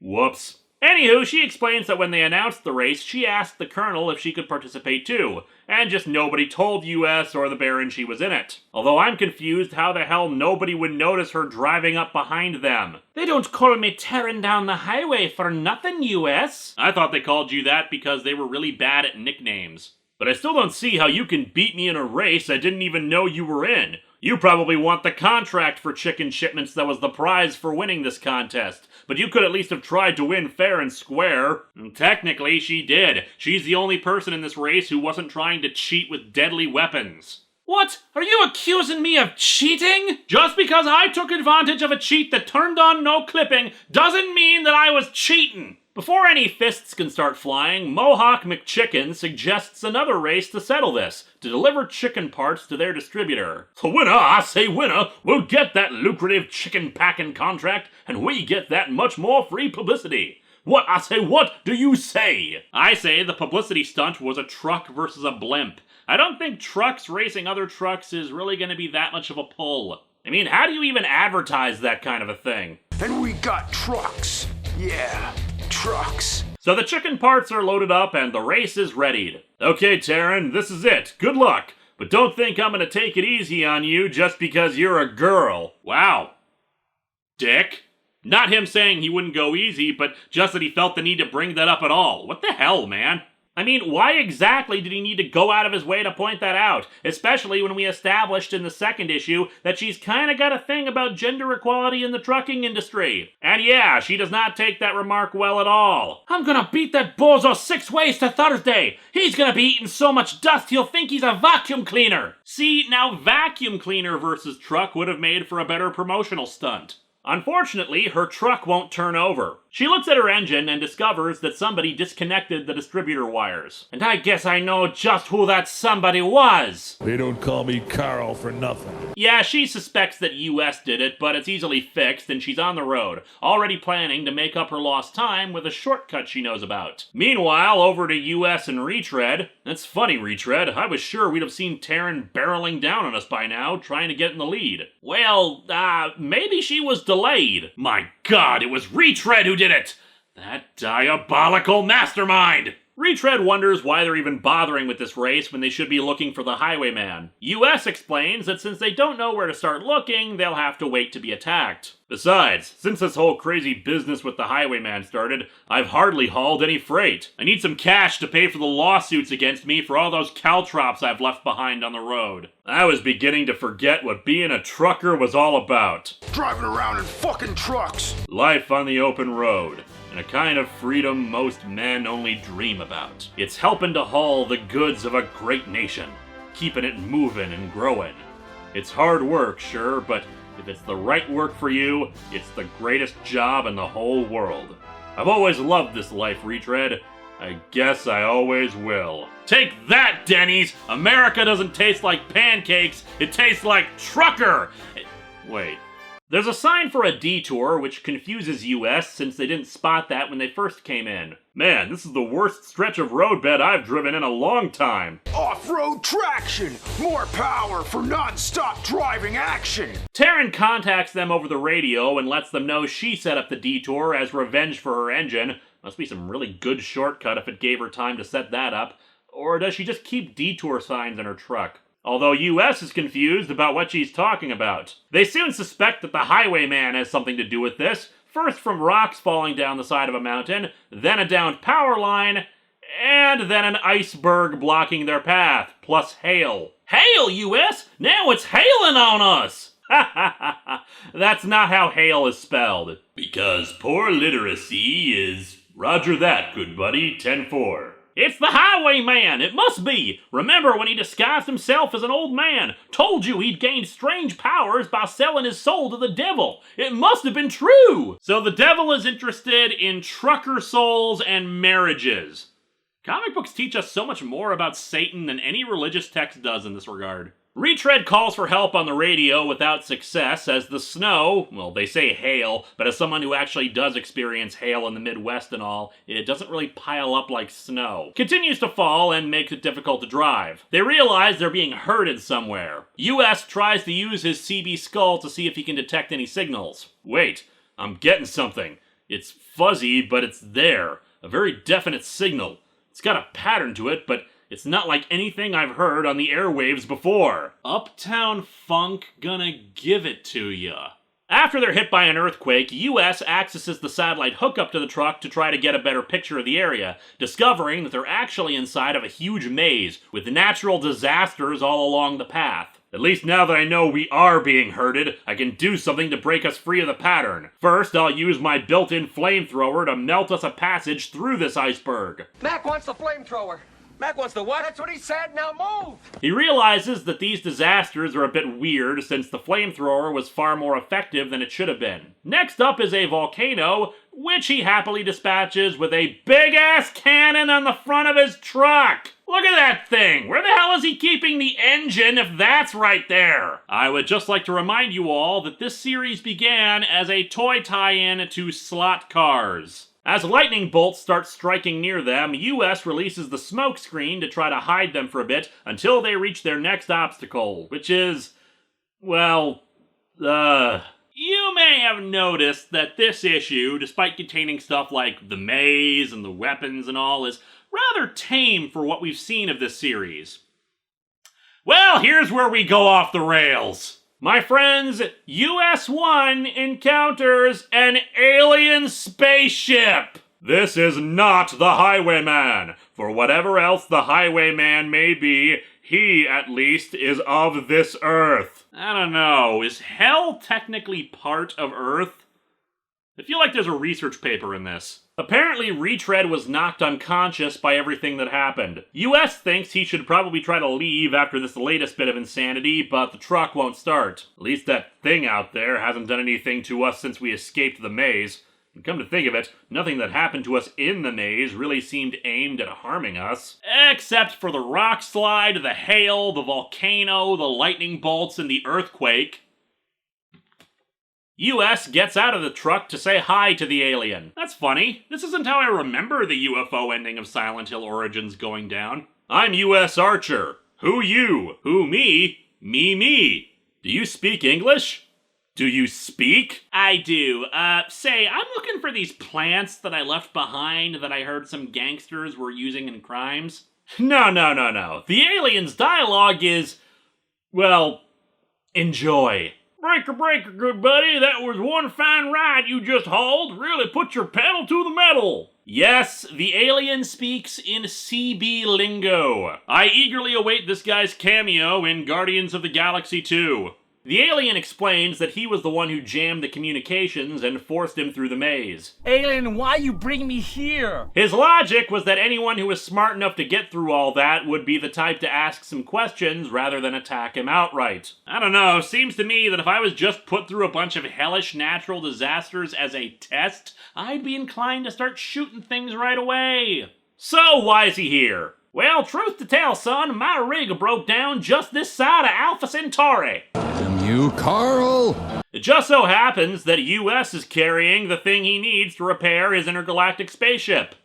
Chicken parts. Yeah, the ship actually uses organic integrated technology, so he needs some chicken parts to augment some of his systems. Works a whole lot better than that stuff you folks use. Cheaper, too. You know, I never thought of using chickens as alternative energy, but there you go. And so, with the few bits of chicken, he repairs his ship and flies off. US is a bit distraught, not even getting any answers to questions he has, plus being sad that Tamarin is going to win the race, which you'd think would be the last thing on his mind after meeting an alien! US returns to his truck, where Retread is finally coming around. He has a hard time believing US's story about an alien, but not for long. The alien transmits a message to him, saying how he realizes he was in the middle of a race, and the whole maze thing kind of put a delay on that, so as thanks for the help, he uses a tractor beam to lift the truck up and carry them the rest of the way. The airborne semi soars over the countryside, soon losing altitude as it approaches the finger-licking chicken headquarters. Over the road racing, above the road, under the road, who knows? What's more, they even get there ahead of Tamarin, who rolls her truck in and is shocked to see them get there first. US asks her why she thought he had messed up her engine. She tells him how the distributor wires were pulled,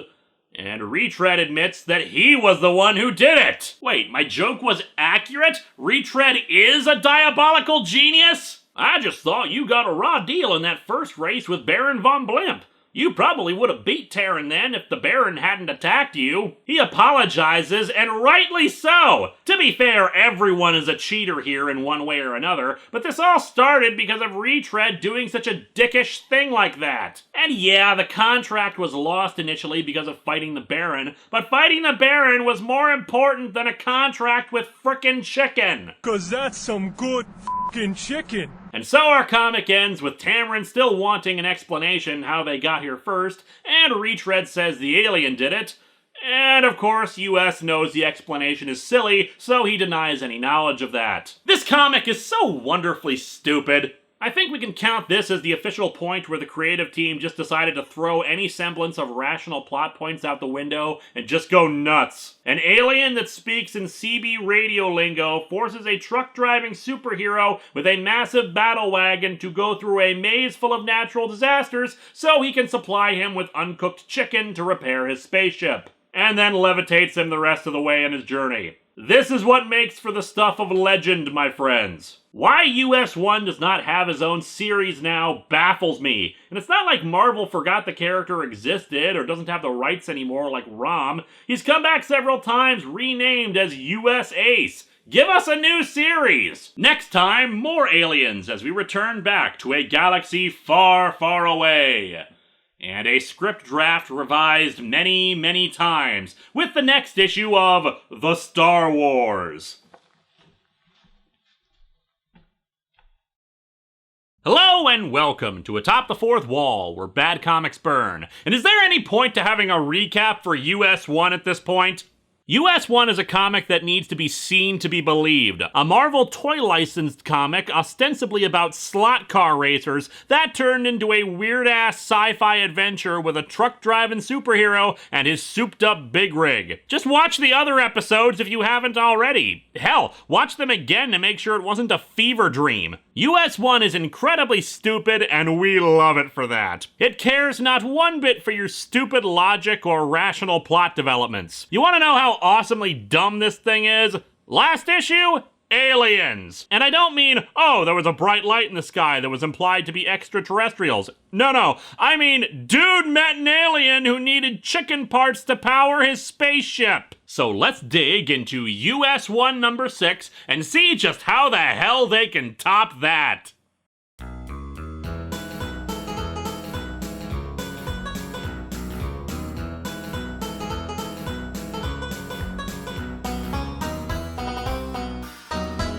The cover is okay, a bit of an odd duck, although honestly, US-1's covers have always been a bit surreal with the imagery. In this case, our central figure in the cover is this biker, but is surrounded by shadowy images of more bikers, a very shocked US-1, a kinda sorta surprised wide load, and a revolver with the words, "Welcome to Peaceful Vista" written out. The Hells Angels finally decided to form their own community, but were quite shocked by what was voted as the town name. He's bad. So bad. He's mean. He doesn't use turn signals. He's Iron Mike, king of the bike. And there's Chester, the bike jester.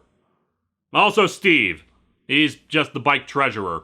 We open with a shot that seems strangely common in these books. Someone getting thrown out of the short-stop truck stop that Ulysses Solomon Archer calls home. Nothing promotes trucker culture more than painting them as being incapable of entering gas stations without breaking out into fights every 5 minutes. Geez, just look at the angle this guy is leaving and how he's probably gonna land. I'm pretty sure he should be dead. US gets out of his truck to investigate. That's funny, this guy looks too well dressed to be one of the usual brawling crew. This episode of Kitchen Nightmares isn't going very well. Wide Load comes leaping out the window as it seems the guy is indeed still alive, somehow. I warned you to mind your manners, but you were as rude as can be. Why, I've got a good mind to make you pay for that window you busted when I threw you through it. Yeah, the customer service could use some work, but damn if this place doesn't make great fajitas. I'll sue you for assault and battery. What's that? Good idea. I ought to assault you with a battery. Fortunately, she only had button cell batteries on her.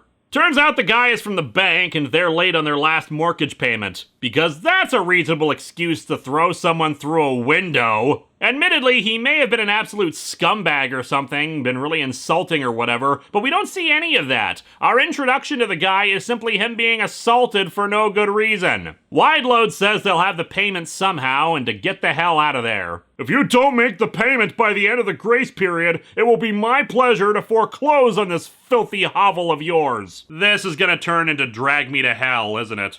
No one treats Phil Legreed that way. I'm gonna go talk to my boss, Steve McMoneybags. This is indeed a very real problem for people, but of course US-1 can't let it go without something ridiculous. Mr. Legreed. US and Retread stay back to eavesdrop on the conversation of Papa Wheelie, Wideload, and Mary. US wonders why they didn't tell him about their money troubles, but he soon finds out why. We've spent so much on US and his super truck that we let our cash flow slow down to a trickle. Well, that and your weekly need to replace dishes, furniture, and windows from all the constant barroom brawls, I'd imagine. Add on the hospital bills for putting the metal plate in his skull, and they've basically used up all their savings on him. See, it may not be aliens, but the thing about US-1 is that it's still amazingly shocking, because after the insanity from last issue, they're switching gears, pun intended, to something legitimate in a story like this. The sheer expense of everything they've done.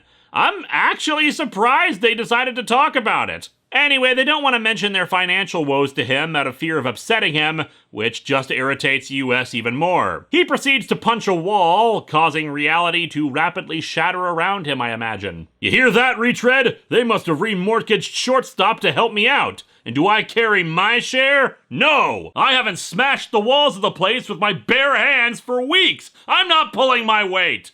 US recounts his backstory to Retread, how much he loves trucking, how his brother Jeff was willing to sacrifice his own education to make sure Ulysses could go through college, the highwayman, etc. Well, I still don't know what happened to Jeff. There was an explosion, but no trace of Jeff was found. All I could find were these random ashes and charred body parts that kind of looked like Jeff's. No idea what could have happened to him. US swears to find Jeff, thinking he's still alive, and also to fix the financial problems of his adoptive parents. Unfortunately, when they return to Shortstop, they find it surrounded by cops. Yeah, US-1, turns out you just barely qualify for the Superhero Registration Act. You're gonna be partnered up with Brute Force! Heading inside, US and Retread encounter the cops and the good Mr. Legreed again. Legreed is pressing charges for the earlier assault. Again with this issue doing things that actually make sense. What the hell is going on? US asks if there were any witnesses to corroborate Legreed's story about the assault, but everyone in the room denies seeing it. They're obviously covering for her. Arrest her at once. Well, I guess we'd better. This new Smokey and the Bandit movie lacks the punch of the originals. Still better than the TV movies. One of the trucker patrons steps up to defend Wideload. Are you gonna take the word of this snake oil salesman over all us hard-working, hard-driving citizens? Snake oil salesman? He's a banker collecting on a legitimate mortgage. I'm not unsympathetic to their plight, but she did throw him through a window, you jackass! Oh, and just to make the situation even better, the truckers attack the cops. Hard-working and hard-driving, but apparently not hard-thinking. Too much confusion. No chance to draw our guns and put a stop to this. Oh, sweet merciful crap. The good news is that the cops apparently do know Wideload and Papa Wheelie, so their hesitation earlier is that they don't want to hurt or arrest anybody. As such, despite Wideload practically choking him, said cop recommends they get the hell out of there until things cool down, and he'll try to get Legreed to drop the charges. US, Wideload, and Retread do indeed make a run for it to the truck, but Legreed runs out in front of them. I thought I saw those rapscallions sneaking out the back. Rapscallions? What are you, from the 1920s or something? Halt! Halt, I say! Phil Legreed commands you! I am a servant of the secret checking account, wielder of the mortgage of honor. The dark loan payment will not avail you, trucker of Udoon! Go back to the foreclosure! You shall not pass!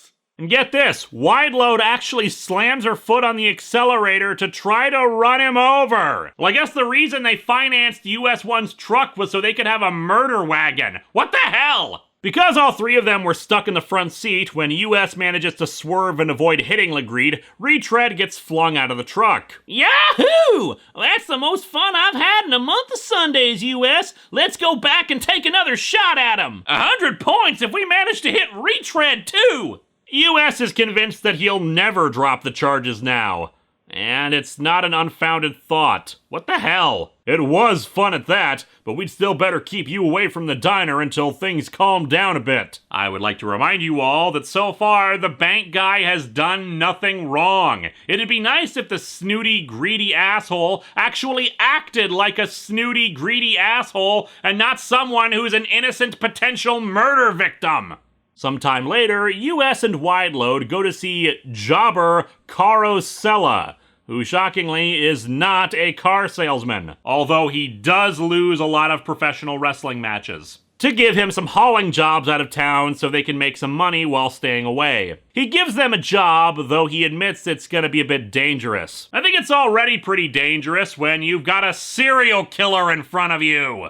Well, it's like this. I've been sending some boys out west, Arizona way, to a little town called Peaceful Vista. Well, that sounds pleasant. It's a nightmarish hellscape of murder and mayhem. They've just got a really good tourism department. A gang of bikers have been pillaging the town, hijacking shipments into it, and beating up a good chunk of people. They've tried calling the cops, but the gang waits for the state police to head out again before they storm right back in. US is reluctant, but Wideload accepts quickly. She worked hard on her Princess Leia cosplay, dammit, and she's gonna show it to somebody. We cut to a few days later in Arizona, where nearby, Johnny West seeks out people to give Acme boots to. There's some brief character development, with Wideload happy to be behind the dashboard of a rig again, and US happy to have someone with him to talk to and drive at other points. They apparently also called Papa Wheelie, who says that things have calmed down back at the shortstop. Yeah, nobody's seen LeGreed for a few days now. It's weird.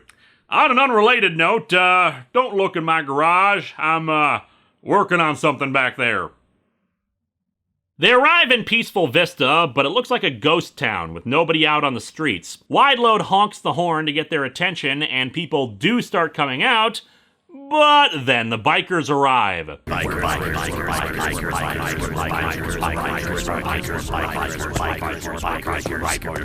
The townspeople scatter at the approach of the gang, with the lead biker hitting his brakes in front of US and scattering dirt on his pants. Why, that lowdown! He sprayed dirt all over your clean dungarees, US! Want me to run his head underneath that motorcycle wheel? I'm Iron Mike, king of the bike, and head of the Heavens Devils MC. We're actually technically a hunting club, but we've expanded our operations as of late.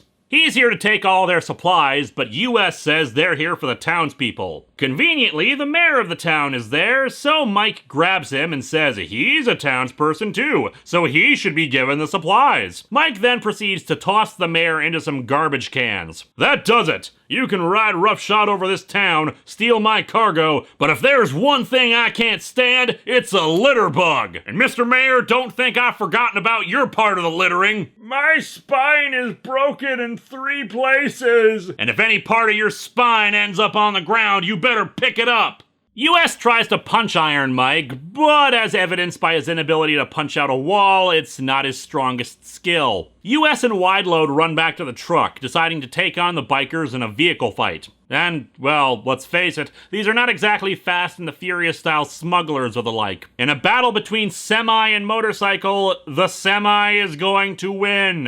If that wasn't enough, the money invested in the truck was money well spent, since not only can the truck turn on a dime and force a bunch of the bikers to slam into the trailer, but US unleashes a bunch of tear gas into them. I was gonna criticize this since they're all wearing helmets, because hey, they may be violent criminals, but we need to exercise proper safety here. But a lot of the visors for their helmets, and some don't have a visor, are actually pretty open on the bottom, so yeah, face full of tear gas. And after the tear gas, for some bizarre reason, they get out of the truck to beat them up with a wrench and baseball bat. And never mind about proper safety, US and Wideload bash their heads in, so I'm not sure what those helmets are made out of.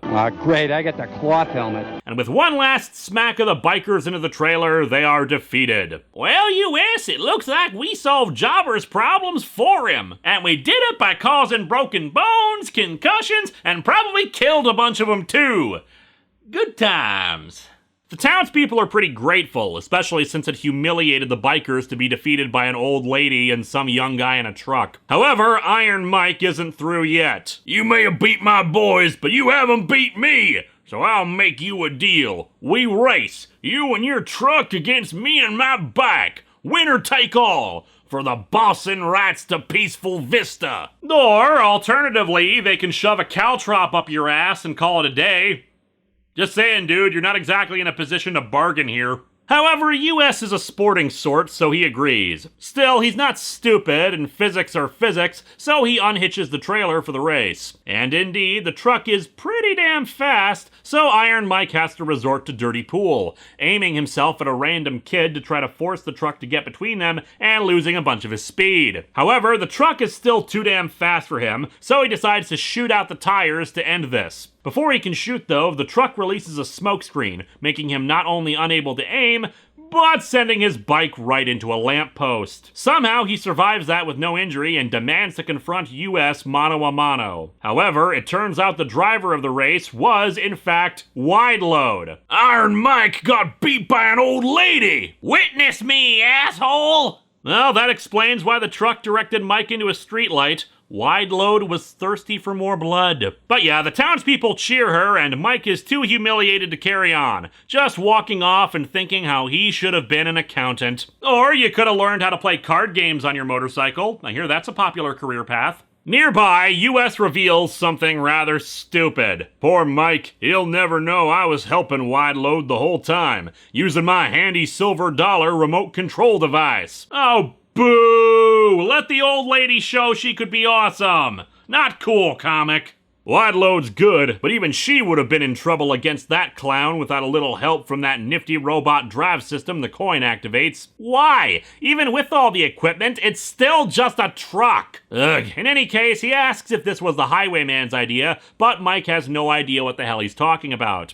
That part is good. There's no need for every adventure US goes on to be part of the highwayman's machinations. And so our comic ends with Wide Load stepping away from the cheering crowds for a bit to calm herself down, but she's suddenly tapped from behind by a whip. She immediately declares that she will do anything that the whip owner tells her to do. And given the history of this book, that probably means Midnight from issue 2 is back. This comic is sadly a step down from what has come before. After encountering a friggin' alien in the previous issue, to take on a bunch of bikers who only show up in the last half of the book seems kinda crappy. If this had been in issue 4 or 5, I wouldn't mind. But again, last time we had an alien! Plus, the bikers weren't exactly formidable opponents, not even as outlandish or interesting as Midnight or Baron von Blimp. Hell, I'm pretty sure neither Iron Mike nor any of his bikers show up again for the rest of the series. And while Wide Load is pretty awesome, her situation is partly her fault for roughhousing and nearly killing Legreed. It just makes her seem a bit unlikable. This issue is still rather stupid,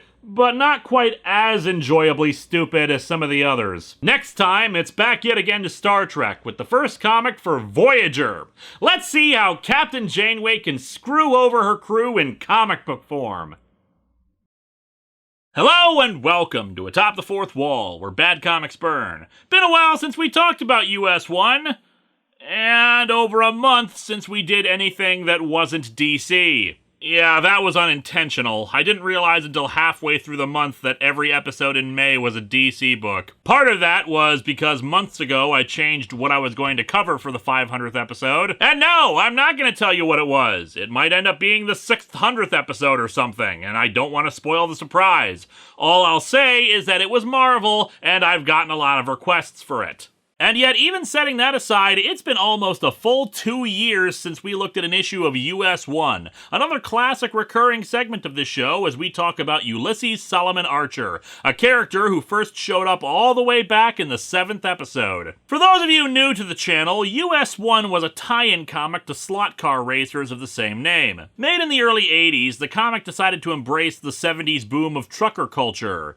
You know, a few years too late, and then just decided to abandon all pretense of being a serious trucker superhero only a few issues in and just go balls to the wall insane. Just 2 issues ago, we had an alien who spoke in CB radio lingo. The last issue, while not as out there, did still have them taking on a motorcycle gang while evading law enforcement who were going after US's adoptive mother, affectionately referred to as Wide Load, for her treatment of a debt collector. However, the issue ended with her getting mind-controlled by Midnight, a supervillain US had fought earlier who had some kind of hypno-whip. And as a reminder, this is a story about a trucker.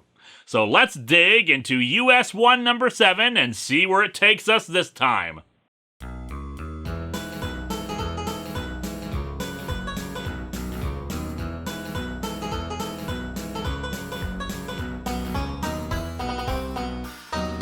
The cover is okay compositionally. Midnight standing in front of the US-1 truck, but for some reason they decided to go for some kind of watercolor painting. Everything looks kind of washed out, and I really don't know why they decided to make the cover like this. Also, Midnight is actually standing on the bumper, which kind of lessens her coolness factor when you realize that all it'd take is that truck to nudge itself forward for her to fall flat on her face. Anyway, we open with some shots of the US-1 truck. My headlights stab through the ink-black night, lighting a path for my wheels to follow. Because I guess we decided to start promoting those slot cars that move by shining a light down on them.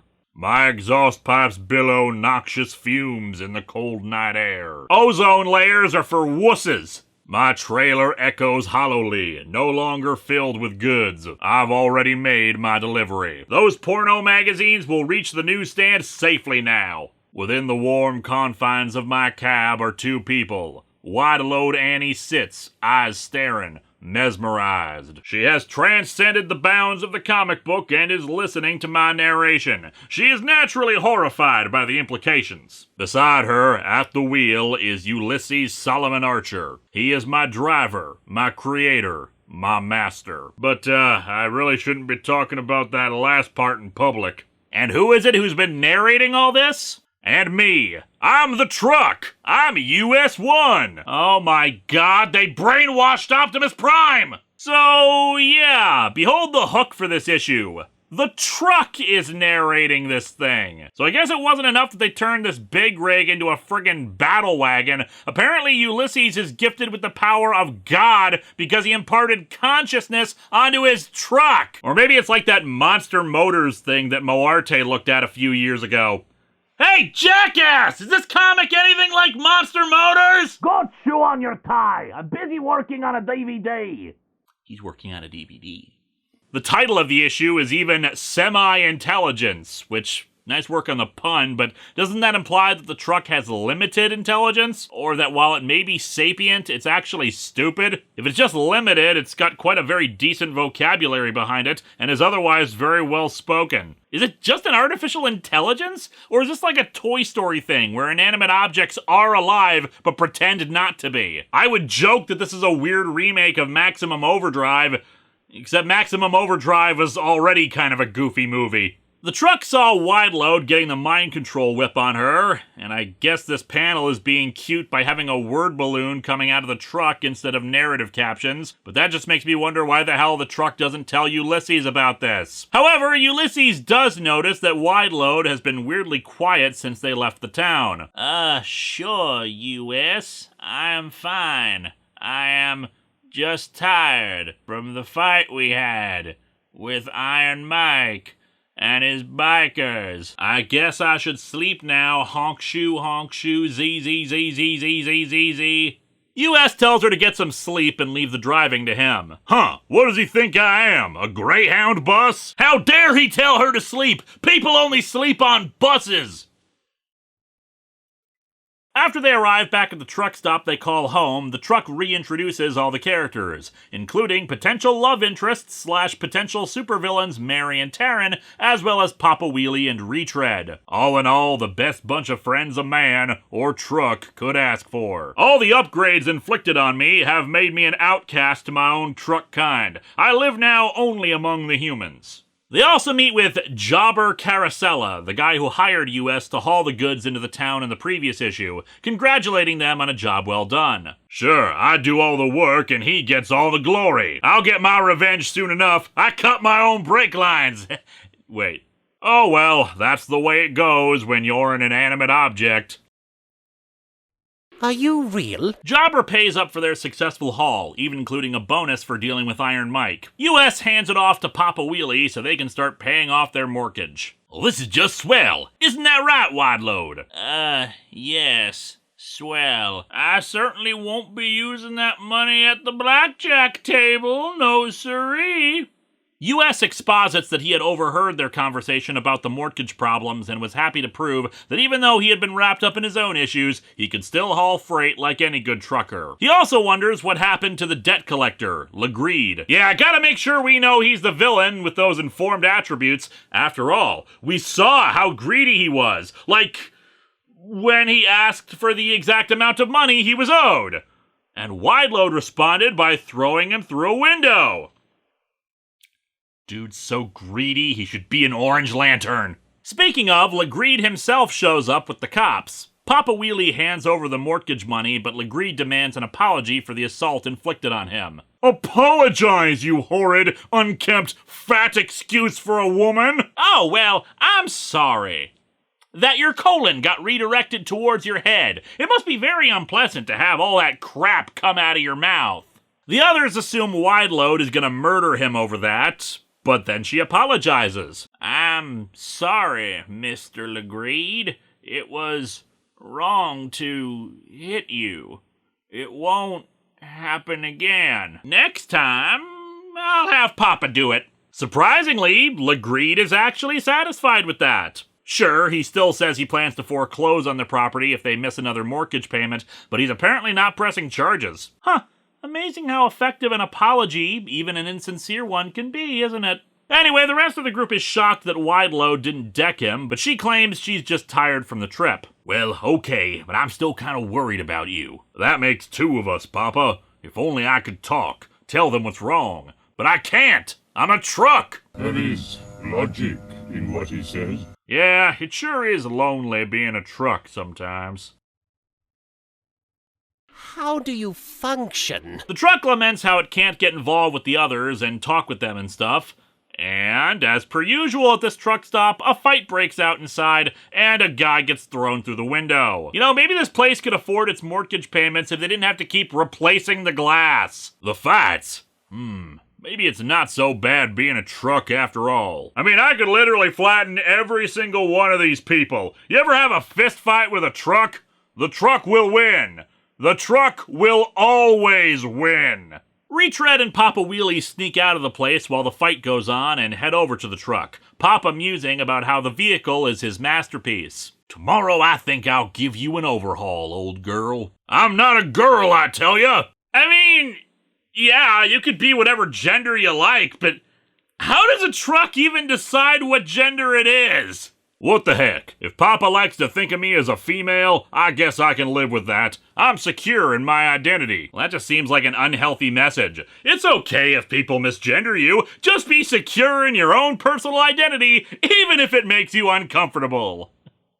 Why am I talking about this in relation to a frickin' truck? The two are then hit by the Hypno Whip, the truck once again lamenting that it can't warn them. My head, it feels all numb. Like the last time I ate Chinese food. Whew, I tell you, man, fortune cookies are a hell of a drug. Midnight comes out of the shadows and instructs the two to bring US to her along with Wideload. They do so, and soon they're holding US at bay in front of Midnight. She says that while she can control all these people's minds, her inability to control his has confounded her. You made me look the fool in front of my employer, the highwayman, and that cost me many high-paying assignments. Lady, you have a mind control whip. You can get a job anywhere else or steal the money without anyone knowing you were involved. It's not his fault you're an idiot. US thinks to himself that it's good she hasn't tried to use the mind control whip on him again, since last time he was only able to defeat her thanks to some chewing gum's foil wrapper that he had in his mouth. Which, of course, he doesn't have now. Her plan this time is to drive around on a motorcycle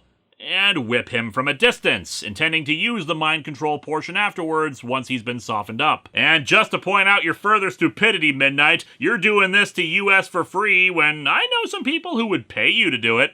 The truck once again is sad that he can't do anything to help Ulysses. I'm just a machine, a pile of glass, rubber, and steel. Then how are you thinking all of this? Fortunately, US is able to slip his hand into his pocket and pull out the silver dollar remote control for the truck. Yes, as a reminder, and an introduction for anyone new here, US can remote control his truck thanks to microcircuits inside of a friggin' silver dollar. However, the whip strikes near his hand and he drops it, also causing some kind of electronic backlash into the metal plate in US's skull. But then the truck's lights come on.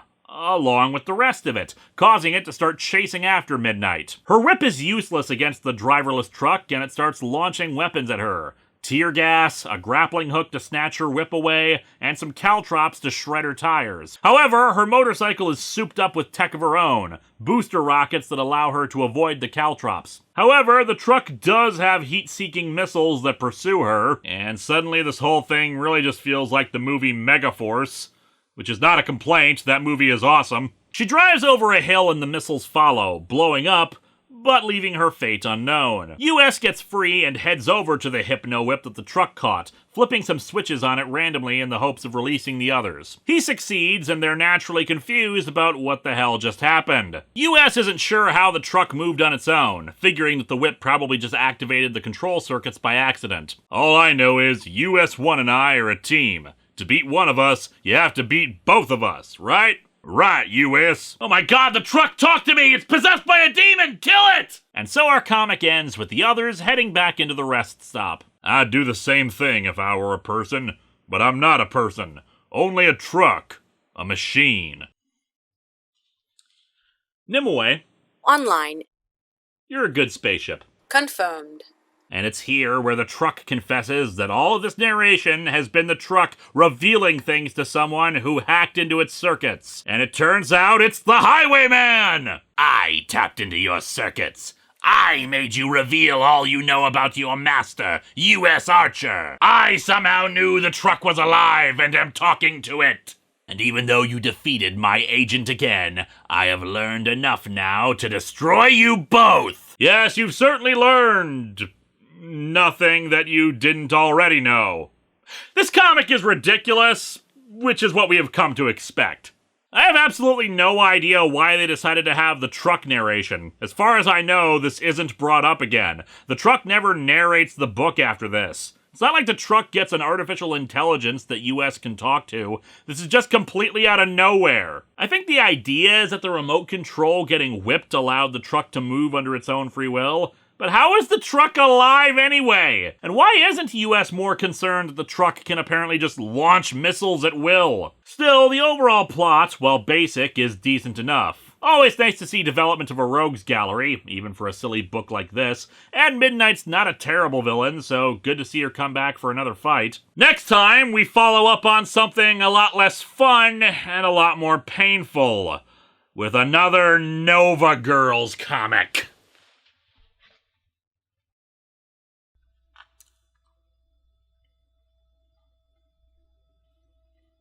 Hello and welcome to Atop the Fourth Wall, where bad comics burn. You know, Dippin' Dots are the ice cream of the future. What? I finally finished the Cassandra Cain perspective, and I'm only doing a single comic today. I'm taking things a bit easy. When last we joined Ulysses Solomon Archer, we technically didn't, because we were actually joining his truck. Yes, the entire time it was his super high-tech big rig that was narrating the story for us for reasons that remain a complete mystery to me. In it, the supervillain Midnight once again tried to attack US-1, but thanks to the sapient truck, he was able to fight her off. However, the Highwayman, his mortal enemy responsible for his brother's murder, was able to download a whole bunch of information from the truck. So let's dig into US-1 number 8 and see if the comic decides to up the bonkers factor some more.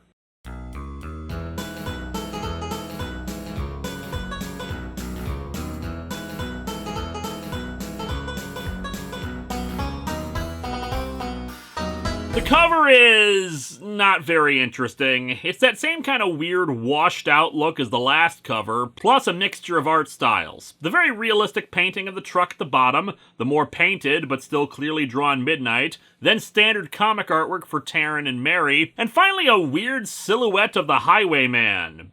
Or possibly Dracula, who is a recurring character in the Marvel Universe and all. I don't know if it's bad, but I can't really say it's good. The whole thing just seems confused. Not helped by the artwork of the good Mr. Archer up in the top left corner. He looks like he's really struggling to give that thumbs up. Can I stop now? We open with US-1 trying to run down Retread and Papa Wheelie. Oh my god, he finally snapped! This is what happens when that metal plate in his skull won't stop receiving C.W. McCall songs! And you readers thought running everyone over with a truck was the way to end a tricky plot situation. Not start one off. I don't care when it happens, just run over everybody in Marville with a truck and I'll be happy. We see that US seems to be going in circles around a tree, supposedly chasing the two. He suddenly hits the brakes hard, but the loose soil sends the truck skidding towards them. Fortunately, the truck suddenly dispenses a grappling hook that grabs onto the tree, pulling the truck to a stop before it hits them. All the years I spent drag racing, that's as close as I ever came to meeting that big garage mechanic in the sky. Papa Wheelie, the original star of Fast and the Furious. US comes out of the truck to confirm that all the systems are working just fine, and this was all a big training exercise for them. That involved putting his friends and loved ones in actual danger. I think that headband might be on a bit too tight, Ulysses. Sorry about that, Papa, but I really wanted to make sure old US-1 was in top shape.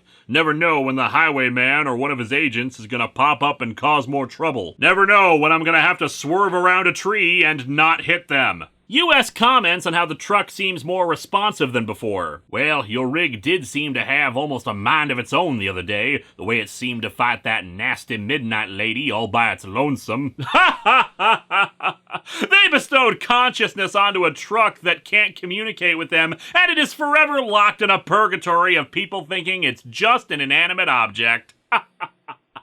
They go inside the truck stop and discuss all the problems they have. While they did pay off the previous debt on the place, another mortgage payment is coming up and they don't have much money to pay it off. What's more, when they attempted to find Midnight after last time, all they found was the wreckage of her motorcycle. They did manage to retrieve Midnight's whip, and they think maybe they can try to track her down. How about it, Retread? You used to be a private detective once, didn't you? How would we go about checking this for clues? Well, first we gotta get hired to investigate whether your truck has been cheating on you or not.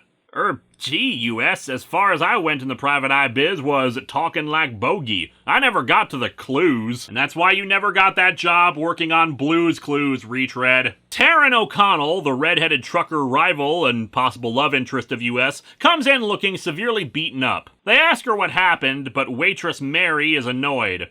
I don't know why you have to make such a fuss over her, US. She came in here on her own power. She can't be too badly hurt. Mary would later go to work for the health insurance industry. As a counter to Mary's jerky comments, Taryn grabs US and kisses him hard. Annoyed, Mary storms out of the restaurant to US's confusion. Now why is she mad at me, Wideload? I didn't do anything. I just don't understand women. Here's a thought, maybe she's not mad at you, dude, but the woman who kissed you. I know you're the main character, but not everything is about you. Hey, I'm a woman, and even I don't understand women, US. Written by a dude. I mean, I really like Taryn, but sometimes she's so feisty and competitive that I don't know whether to hug her or slug her. She is literally standing a few feet behind you as you say this, man. Also, wanting to hit someone because they are feisty and competitive. Our hero, everybody! Anyway, Taryn says that she got in an accident on the road and falls into US's lap to continue making out with him. But then Mary storms back in, holding the Midnight costume. She claims she found it in Taryn's truck behind the seat of her cab. And her making out with you was justification enough for me to go digging around in someone else's truck? Taryn denies ever having seen the outfit before, but everyone is now suspicious of her because of this. We cut over to the realty offices of Clutch, Grab, and Legreed. What I love about this comic is how subtle and ambiguous it is about its characters. Yes, it seems that the banker guy from last time is also a partner in this firm, and they want to get their hands on the shortstop truck stop. Now then, Phil, what seems to be taking so long in our takeover of the shortstop property? Phineas and I are becoming quite impatient. Man, Phineas and Ferb grew up to be real assholes. Actually, this guy's name is Ebenezer, no doubt to evoke Scrooge. Except, of course, Scrooge's first name was Ebenezer deliberately as a contrast to his last name. The root words have a Hebrew meaning, stone of help, with the latter half of the name specifically meaning to help or support. So it seems Baldy here has the same thing going for him, but with a different reason for the choice. Through Phil's connections at the bank, we managed to learn that land is going to be bought up for a luxury condominium development. Enjoy these new luxury condominiums! Right out in the middle of the desert with nothing around them for miles.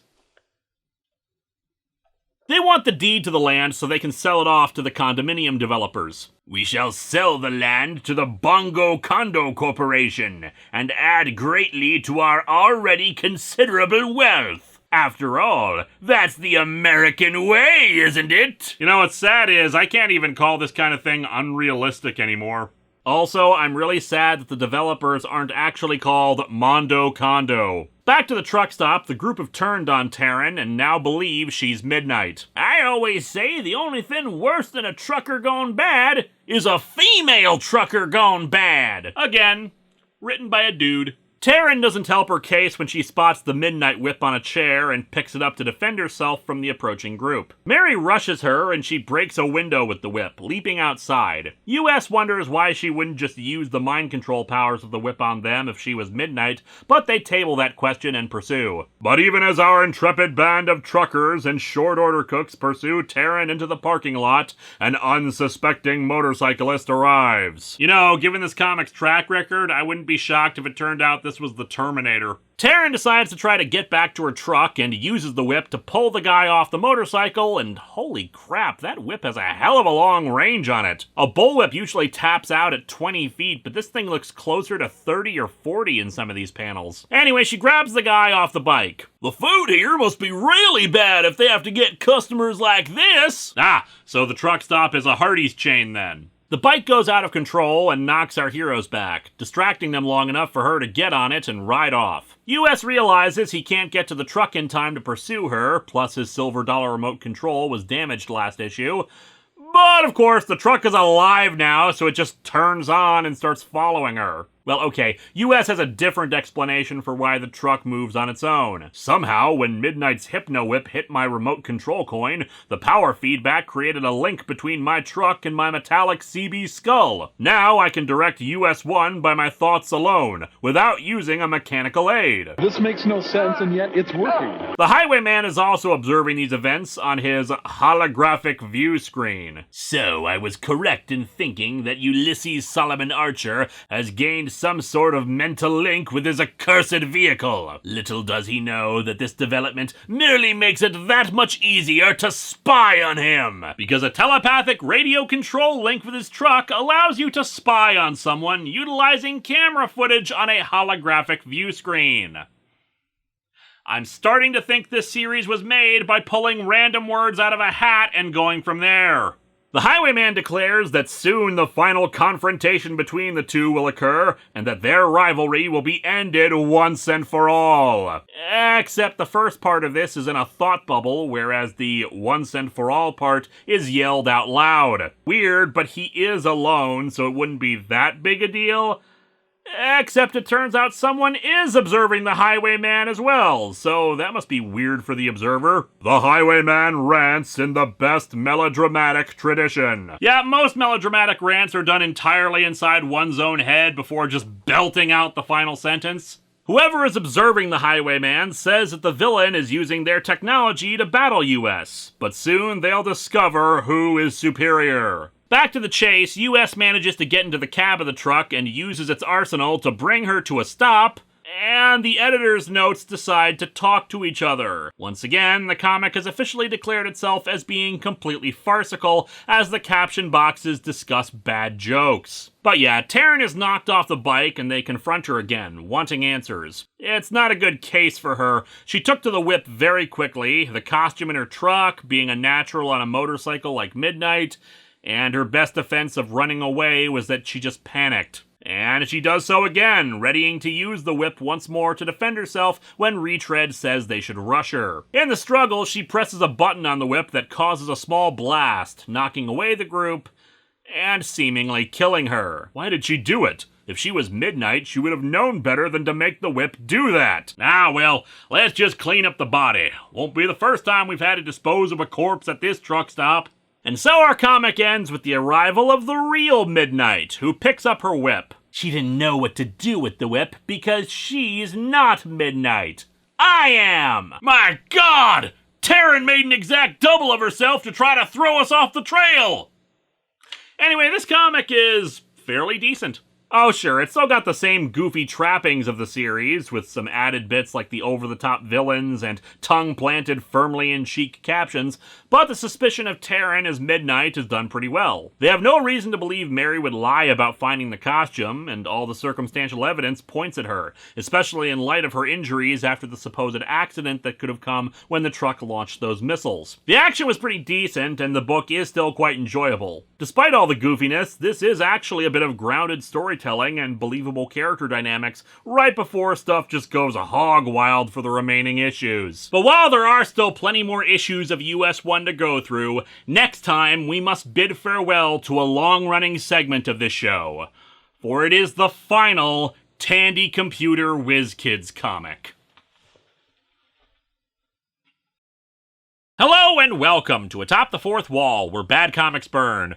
No trucker outfit today. Long story I'll get into another episode. For this one, though, it's once again time to revisit Ulysses Solomon Archer, aka US-1. Previously on the last US-1 review! After our heroes had a battle with the whip-wielding Midnight that ended in the destruction of her motorcycle, Taryn O'Connell arrived at the truck stop in bad shape. Exacerbated by the waitress Mary supposedly discovering Midnight's outfit in her truck, the crew wonder if maybe she's Midnight. They chase her out like a bunch of assholes, and while she manages to evade them for a bit, an explosion may have killed her. And the real Midnight shows up to reveal that indeed Taryn was not her. Also, while the Highwayman does indeed have plans for US-1, we learn that there's a power even greater than him watching and plotting. So let's dig into US-1 number 9 and close out the 3/4 mark for this amazing series.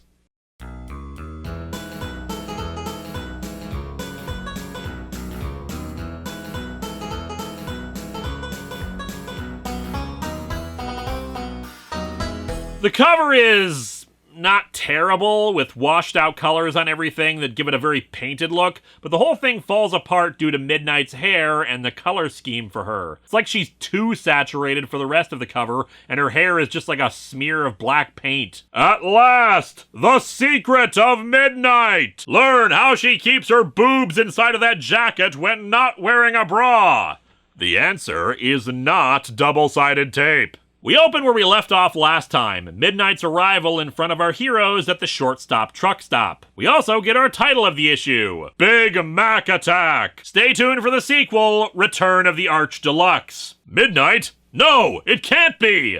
Oh, but it can, lover. And I have clearly been riding my motorcycle for too long, hence why my hand is on my ass like this. Also, I just noticed this, but I think her whip handle might actually be meant to resemble a gasoline pump handle? You thought Taryn O'Connell was Midnight, the mystery woman who's been trying to kill you. But it was me, Dio! She claims that each of them has to now live with the knowledge that they're responsible for her death, naming the four specifically, a fact that US notes. When some of the patrons of the truck stop come out to investigate what's going on, and probably wondering whether anybody works there or not, our brave hero shoves the civilians into Midnight, all of them heading into the oil slick that was launched in the previous issue. Naturally, the two nameless truckers are pissed at US, but end up hitting each other as they try to attack him. Come on, retread, we better get in there and help US. And immediately Papa Wheelie is shoved into the oil slick as well. I would love if this entire issue was just gradually more and more people getting into an ever larger pileup in the oil slick, like some kind of weird trucker version of Katamari Damacy. Midnight tries to use the distraction to hypno-whip people, but she slips, and instead the whip hits Taryn's body. And indeed, the power that surges through the powerful hypno-whip sends energy coruscating through the seemingly lifeless form of Taryn O'Connell, with startling results. Is her head turning into a potato? Wideload goes over and confirms that she's alive, which I've kind of been operating under the assumption that she was always alive and just unconscious. If she really did die at the end of the last issue, the Four really are partially to blame for her death, and that's kind of messed up. Still, at least she's alive again. I think it's very nice of you to give that dead woman another chance. Anyway, before Taryn can start acting like a zombie, Midnight declares that she'll use the whip to kill her again. But US gets out of the oil slick and between the two. He says he'll stop her with his truck. When the highwayman forced me and my brother off a cliff, Jeff was never found and was presumed dead. Me? I had my skull crushed. I'm actually like one of those action figures with a rubber squishy head. The doctors managed to save me by replacing part of my head with a metal alloy plate. Early on, I learned I could pick up CB radiocasts on it. Also, weird broadcasts from a place called Night Vale, but nobody seems to talk about them anymore. But recently, when your Hypno-Whip sent a charge through it, my CB skull gained the power to send mental orders to the remote control unit in my truck. There is logic in what he says. And thus he does so, sending his truck after her while he was talking. We cut over to the owners of the realty company of Clutch, Grab, and Legreed, of the Boston Legreeds, no doubt, whom last issue we learned were trying to take the truck stop because some condominium developers wanted the land and figured they could earn a tidy profit by selling it to them. Probably an easy thing to accomplish when said land is in the middle of the desert and is, you know, a terrible spot for luxury condos. They're on a lonely stretch of highway to meet with someone that'll assist them in getting the truck stop. And it's Baron von Blimp, who Sig Heils at them. And that's more than a little weird, since the Baron always more resembled a World War I era German naval admiral, or even Paul von Hindenburg, the guy in charge of Germany right before Hitler. Have no fear. I will see to it that this shortstop is closed. Permanently. Now that I think about it, it is kind of sad for him that he's this larger-than-life supervillain with a friggin' Zeppelin, and he's just being hired out for a job you'd see the A-Team foiling. He mentions how US-1 humiliating him in that chicken transporting contest a while ago has encouraged him to take part in this scheme.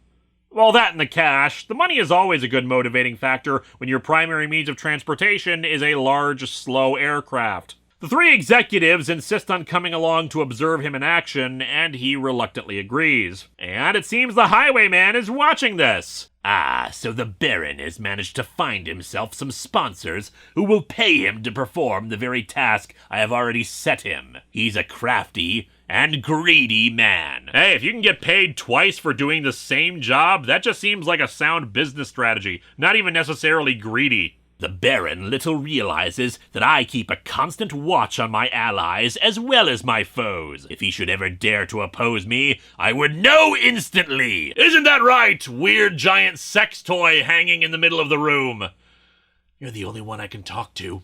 I love how the highwayman just has this massive lair with specific cameras somehow installed that constantly record every single person involved in stuff going on. I mean, that's the best case scenario. The worst is that these are all just random posters he has hung up on his walls. Anyway, he decides that if the Baron's plan fails, it'll be time for him to personally become involved in dealing with US-1. However, as we discovered last time, the highwayman himself is being spied on. And we soon see who it is who's observing him. The friggin' alien from issue 5. Looks like all my planning and manipulation is finally bringing things to a head. We joke all the damn time about aliens secretly being behind nefarious schemes, and yet here we are. The whole confrontation between US and the highwayman has dragged on entirely too long. Not really. For an 80s comic, this sort of storytelling engine usually lasts a while before resolution. Pacing has been fine in that regard. Also, this does make me wonder about what happened in issue 5. Did the alien spaceship really run on raw chicken parts, or was that just a clever ruse? Also, I want you to consider the fact that a truck-driving superhero who has a metal plate in his skull that allows him to remote control his possibly living truck is facing off against a Zeppelin pilot hired by realtors and a demonic trucker who, in turn, is being manipulated by aliens for some other scheme. Is this the human condition of madness, leader? It is. We also see that the alien is not alone this time, being part of a large fleet orbiting Well, possibly Earth, but man, it's really purple today if that's the case. Anyway, back to our heroes against Midnight. To try to break US's concentration on piloting the truck, she uses her whip to mind control Papa Wheelie, Retread, and Wide Load. However, when the truck nearly hits her, Terran gets up and attacks. It's nice when being dead is just something you can walk off. They struggle, with Midnight losing the whip and Terran even biting her arm. She summons the mind-controlled heroes to retrieve her whip, but then 2 more people come out of the diner. Man, it's impossible to get service in this dive. I'll say, and I heard it was a great place to chow down. What happened to the other 2 guys? Are they still fighting in the oil? And how many people have been waiting in there for their damn omelets and haven't noticed everything going on outside? When the 3 hypnotized heroes try to get past the 2 to obtain the whip, it becomes clear that another fight is going to break out. Instead, we cut back over to the Baron as he extols over the virtues of dirigibles. However, they just want to know how it'll help them force the shortstop to forfeit on their mortgage. They're shocked when he reveals what it is he'll be using. And we soon find out for ourselves as the blimp arrives over the truck stop, releasing a squadron of Nazis! Did the creators not know the difference between World War I and II Germans? Right, where's Captain America when you need him? Sending the Nazis out if Secret Empire is any indication. Where was US-1 during Secret Empire? The Baron's plan is to do so much damage to the truck stop and the trucks in the lot that it'll discourage people from using the facilities, forcing their business to fail along with a bunch of insurance claims for the damage, and they'll become destitute and end their mortgage payments. Okay, that should work, but why Nazis? Actually, I'm not even German myself, but I always thought they had the best looking uniforms. Don't you agree? I feel like I used the Silver Nemesis clip too soon. So, yeah, as you can see, the brawl has expanded a bit so that now we've got Nazis getting their asses kicked. That automatically makes it like a million times cooler just by that inclusion, though apparently the letterer screwed up in one bit here, as a Nazi punches a guy through a window while proclaiming, "Take that, Sieg Heiler!" as if the Nazi himself was confused about whose side he was on. Anyway, the hypnotized heroes converge on US, who's trying to use the whip to deactivate the mind control. Eventually, as he concentrates hard on it, a bolt of energy emerges from the CB radio skull and enters the whip. Somehow, this paralyzes everyone except his friends, who are now freed from its power. He cracked its secret. Cracked the whip. The secret is that you need a metal plate in your head before you can use it properly? Terran goes over to Midnight and pulls off her mask and wig, revealing Granny Goodness!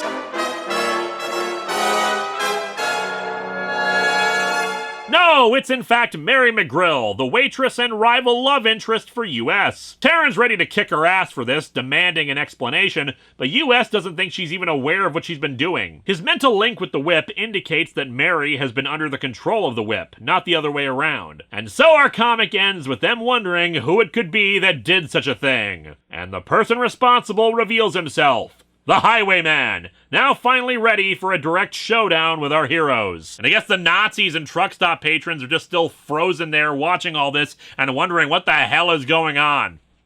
This comic is incredible, as is this series. Startling revelations, a bonkers plot involving a string of people under various forms of mind control, aliens, lots of people brawling, and of course, random Nazis getting beaten up. This series is just fun. Despite some head-tilting moments in regards to Baron von Blimp or a few other details, the book is just so enjoyably goofy that I could never hate it. I'm gonna miss this series once it's finally over. Next time, we take a trip to the one thing not included in this comic that otherwise throws everything else in here with a visit to Robot World, alongside Spider-Man.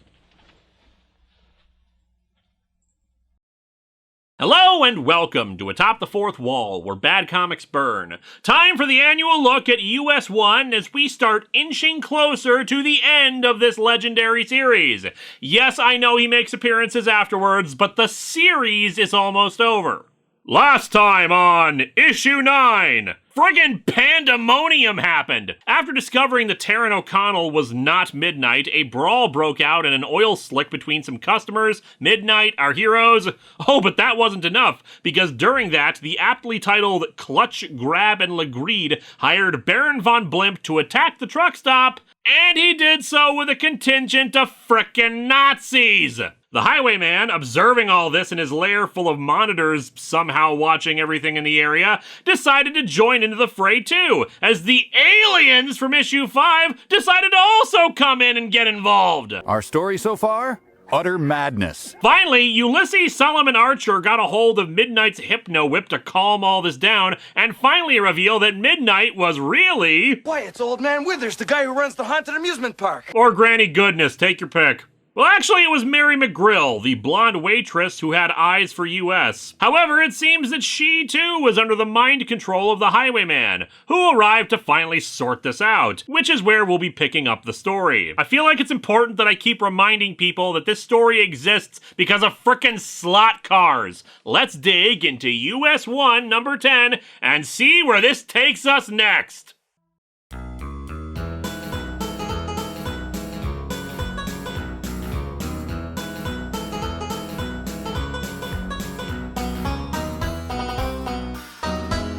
The cover's not great. It has a few elements that are okay, like the highwayman's face kind of silhouetting into the background up top, but I think this is another case where the size of the logo is interfering with the rest of it. Just a small collage of elements from the book, like the Baron, his blimp, the US-1 truck, and Taryn right here, who frankly looks pretty bad. Her left arm looks bigger than her right, and her face has a lot of weird, sharp cheekbones that make her look almost gaunt and skeletal. Who is the highwayman? Wait, are they suggesting that one of the 4 things on this cover is the highwayman? If that's the case, my guess is the blimp. No one would ever expect it. We open, as I said earlier, with the highwayman confronting our heroes. So you've learned at last that my agent, Midnight, was really your friendly waitress, Mary McGrill. I was going to surprise you with this on your birthday, but I guess that's ruined. Who else but I, the highwayman, could have engineered such a delightfully devastating scenario? I mean, if it wasn't some rando we never met before, there were really only 2 viable options. Again, if it was the blimp, that would have been diabolical. Who else but the highwayman would have the imagination to attack your insignificant little truck stop by engaging the services of Baron von Blimp and his... how imaginative, his squadron of neo-Nazis. I, didn't actually know about the Nazis when I hired him. This makes paying them kind of awkward. He exposits how them using the Hypno Whip has frozen everyone else in the area, as we can see, and then resumes monologuing about how Mary is just as much under his control as everyone she used the whip on. Yet you managed to defeat her, negating the whip's effect, leaving her in this quasi-enthralled state. Do you know how hard it is to run boot recovery on a person? It takes like 6 hours. You have managed to thwart me at every turn, Ulysses Solomon Archer, but no more! The series is going to end soon, so damn it, we need to start wrapping this up! Our heroes make their move. Wide Load pulls Mary out of the way, and Ulysses goes for the Hypno Whip, cracking it on the highwayman, but it has no effect on him. Ha! Do you think I would be foolish enough to supply my henchmen with weapons that could do me harm? I mean, you could probably still use the whip as a whip. I bet that would do some harm. He yanks the whip away, though US points out that the whip won't work on him either. The highwayman apparently forgets the others are there and could be mind-controlled with it, though. Instead, he allows US to turn on his truck to come hurtling towards them. Well, I say hurtling, but the one thing this comic seems to keep forgetting is that trucks are not exactly known for going 0 to 60 in 5 seconds. Nor their maneuverability, so with how short the distance should be from them, the highwayman should be able to just, sidestep out of the way of the thing.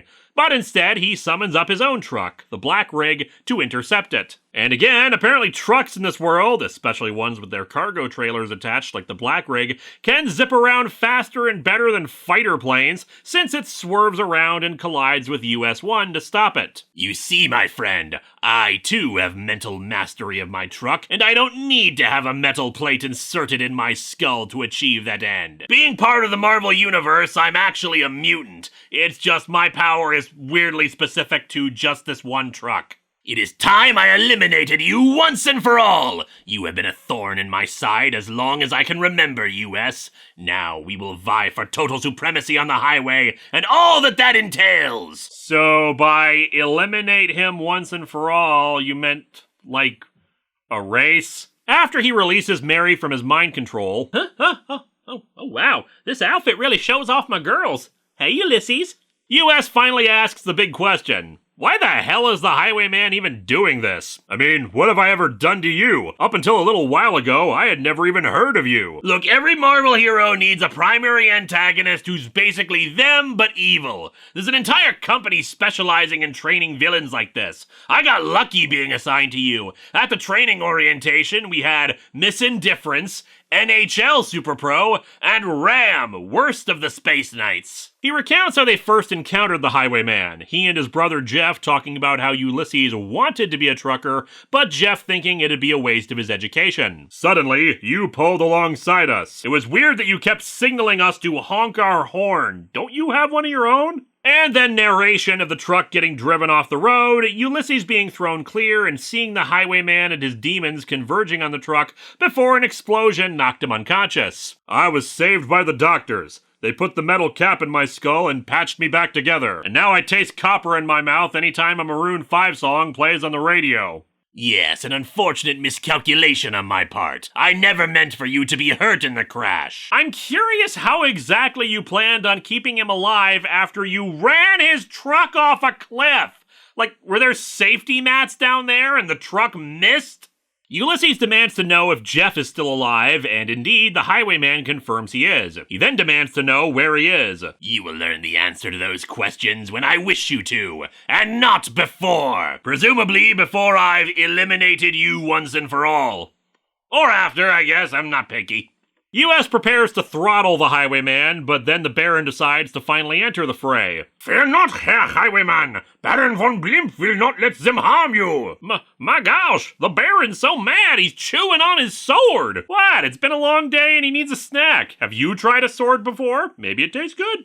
Up above, the greedy businessmen are observing how everything is quickly going to hell, not helped by the Baron losing his footing and dropping onto the ground, ruining his big entrance. You've ruined my wonderful moment of dramatic revelation! God damn it. Look, US, can we try this again tomorrow? I think we've lost the moment here. I've been meaning to ask this, but what is the deal with the Highwayman's face? Like, even when everyone else is fully lit and we can see everything, it's like shadows are perpetually attracted to it to hide his features. Or if there was a big black roll of paint across it, that means we can't see any details. The Baron suddenly sees something above them and points up. And indeed, hovering above the area, even larger than the blimp, is a spaceship. It's a spaceship! Well, that certainly took a lot of insight. Terran, we have Nazis and truckers and blimps and supervillains and super trucks and now aliens. Sometimes you just need to take a second to acknowledge the obvious, because what the hell else can you say? Your time is up, Highwayman. You have had your opportunities. Now we will take matters into our own tentacles. Thank you for your hard work with the company, but firing you will increase our profits substantially. A complimentary gift basket is on your desk. Refusing this, the Highwayman jumps into the truck and says that he will get to choose the time and place of his final showdown with US. Yes, please decide where and when you'll stand around lecturing him instead of killing him like you said you would. Not wanting to lose him, Ulysses chases after in his own truck, and we do get a cool action movie moment as the truck starts moving without him in the cab, just riding the side of it. On board the spaceship, the aliens are watching this unfold. Golly, getting it, looks like the Highwayman is going to get away again. Ugh, typical episodic show, need to restore the status quo at the end. You know, this is why serialized shows got so popular. They decide to just sit back and watch how this unfolds. US gets into the truck finally and tries to use some of the truck's weapons, including some grappling claws,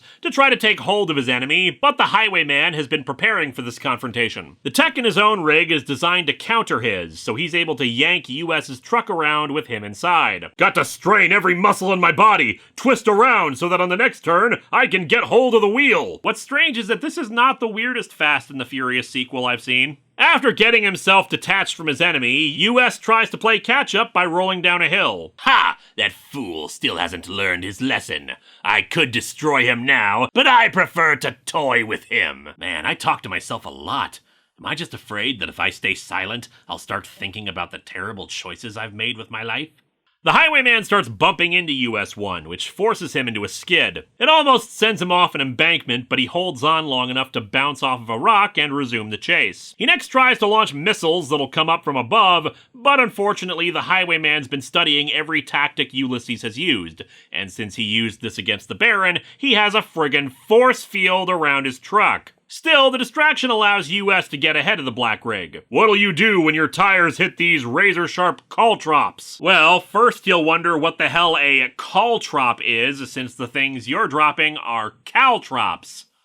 Although maybe caltrops are what these spike things are, because those aren't what a caltrop is. Biodegradable, of course, so they won't pose a threat to innocent motorists who may follow. Oh, good, so the roads will be safe again in several years. Not that it matters anyway, since the Black Rig's tires are reinforced against them. His last options are a smoke screen and an oil slick to try to make his truck slip out of control, but the highwayman has one last trick of his own. The Black Rig can fly! Over the road racing, above the road, under the road, who knows? The Black Rig fires down some sort of energy ray that stalls US-1, stopping it from moving. The truck hovers in the air as the highwayman descends down on some kind of hard light projection to meet with Ulysses. You were about to tell me before, highwayman. What is the point of all this? Where do you get all of your amazing technology from? Ugh, Apple, believe it or not. The real reason I painted the whole thing black was to cover up the logo all over it. He also demands to know what this has to do with the spaceship and what's happened to Jeff. And so our comic ends with the major revelation, as it turns out that the highwayman is Jeff! Jeff, it's you! But it can't be! You were wearing a mask all along! And wow, your outfit looks considerably less impressive when there isn't a constant shadow over all of it. It's just this kind of weird purple onesie with footies on it. There. Sure glad I don't look stupid in this. This comic is okay. The strongest part of it is that we finally have the direct confrontation with the highwayman, his rig versus US-1, which has been what they've been building up to the entire comic's run. At the same time, though, it kinda feels like padding because it takes us a while to even get to that confrontation. The rest is just posturing from the highwayman. We don't get any real answers. All of that is reserved for the penultimate issue. Still, though, there is a purpose to seeing US get so thoroughly trounced in this confrontation. Not just in their respective rigs, but when they tried to fight him with Midnight's Whip or the like. Fighting the highwayman is going to be the focus of the final issue, so you need to set up how outmatched Ulysses is. Every trick he has is countered, and every strategy he's employed up until now is useless against his main enemy. It raises the stakes and makes it more exciting and interesting to see how he will overcome him. It's just viewing it in isolation here as the series winds down, it feels like not much has been accomplished in this entry. Next time, some more revisiting of series as we see if Godzilla, Kingdom of Monsters, will start getting good like it's supposed to. Hello and welcome to Atop the Fourth Wall, where bad comics burn. We're nearing the end of US-1, a series that I've been looking at since my 6th episode back in 2008, and yes, I know he was in She-Hulk. We'll talk about those after this series is done with. Last time on US-1! After the highwayman revealed that the villainess Midnight was a mind-controlled Mary McGrill, and that he was behind all the various plots against Ulysses Solomon Archer, I mean, except for maybe the bikers harassing people in a small town, I guess the premise for that one wasn't ludicrous enough for him to be involved. The aliens showed up again, and the highwayman fled. Ulysses went in pursuit of him, but failed as it turned out his black rig was every bit a match for the US-1 truck. In the final pages, it's revealed that the highwayman was, in fact, Jeff, Ulysses' older brother who was supposed to have died back when the series started. So let's dig into US-1 number 11 and finally get an explanation for how the hell that makes sense.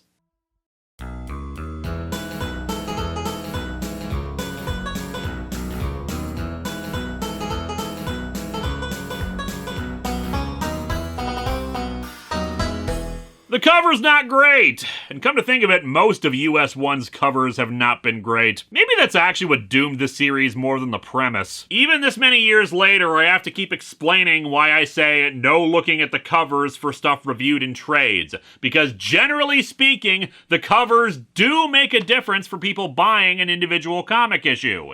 And generally speaking, that's not the case for people who buy trades, so there's no point in reviewing it there, especially if it's just a reuse of a single issue's cover.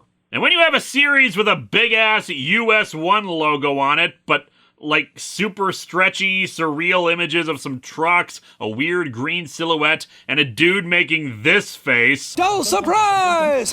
I just don't see many people going, oh yeah, I've got to find out what's happening in this comic in relation to it. I mean, I guess at this point they knew the series was ending anyway, but it's not like they were trying to be lazy with it, just weird and surreal for no reason. Anyway, we open where we left off last issue. The reveal of the Highwayman as Jeff.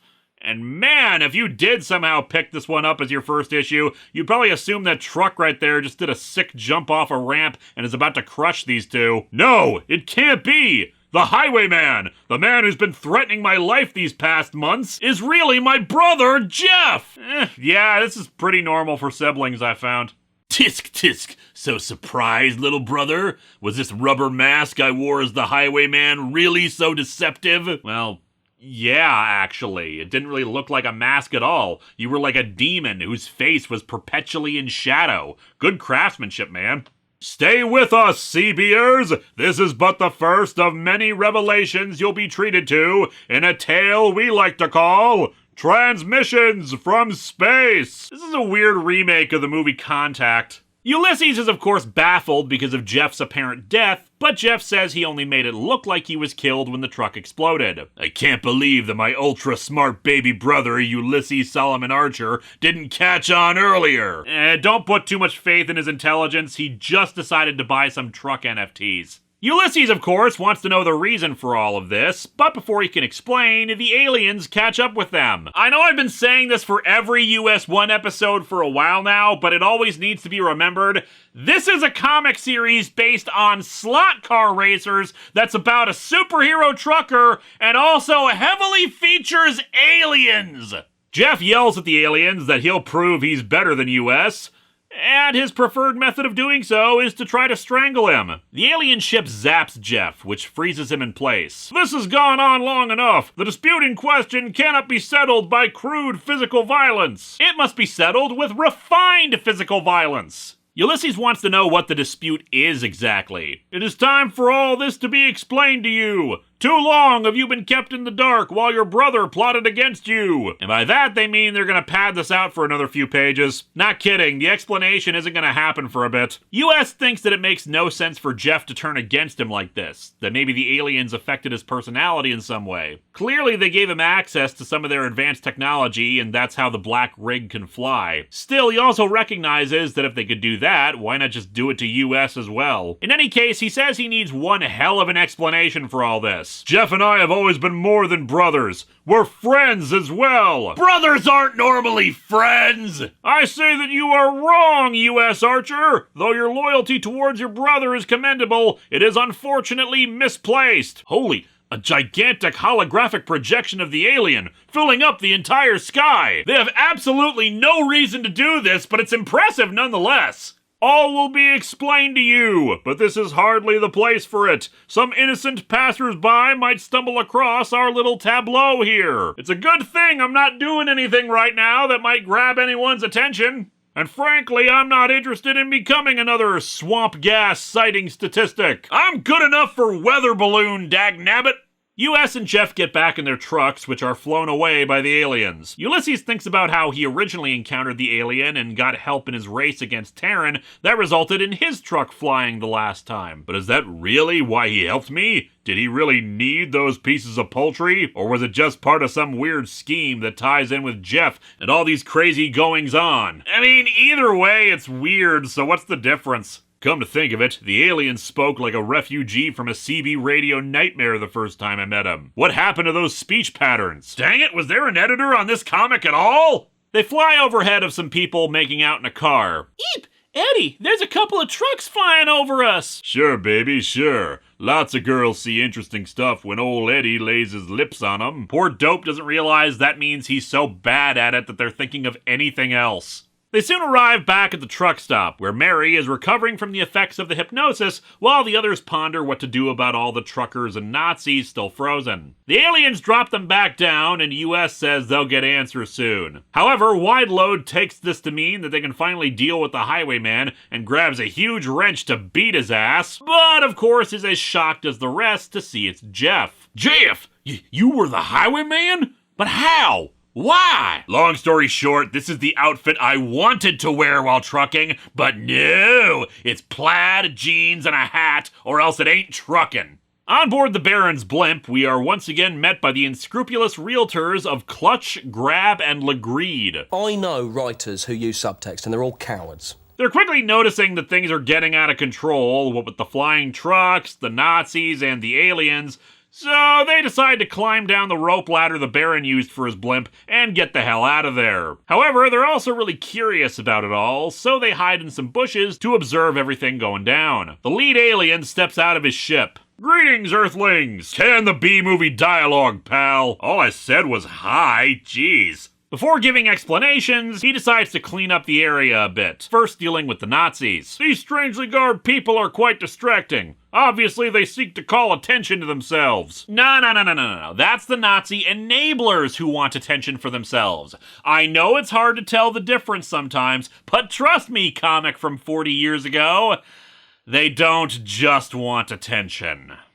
I can send them where their strange, outmoded garments will garner all the attention their undernourished egos crave. A YouTube comment section. Using some kind of teleportation device, the Nazis are beamed away. What? Baron von Blimp and all the neo-Nazis are gone! Yes, this little device is even better than ColecoVision, is it not? Isn't that just an Intellivision? I said it was better than a ColecoVision. They are gone! Disappeared without a trace! I don't like Nazis any better than the next guy, but this... No, Papa Wheelie. The beginning and end of your statement should be, I don't like Nazis any better than the next guy, and we move on.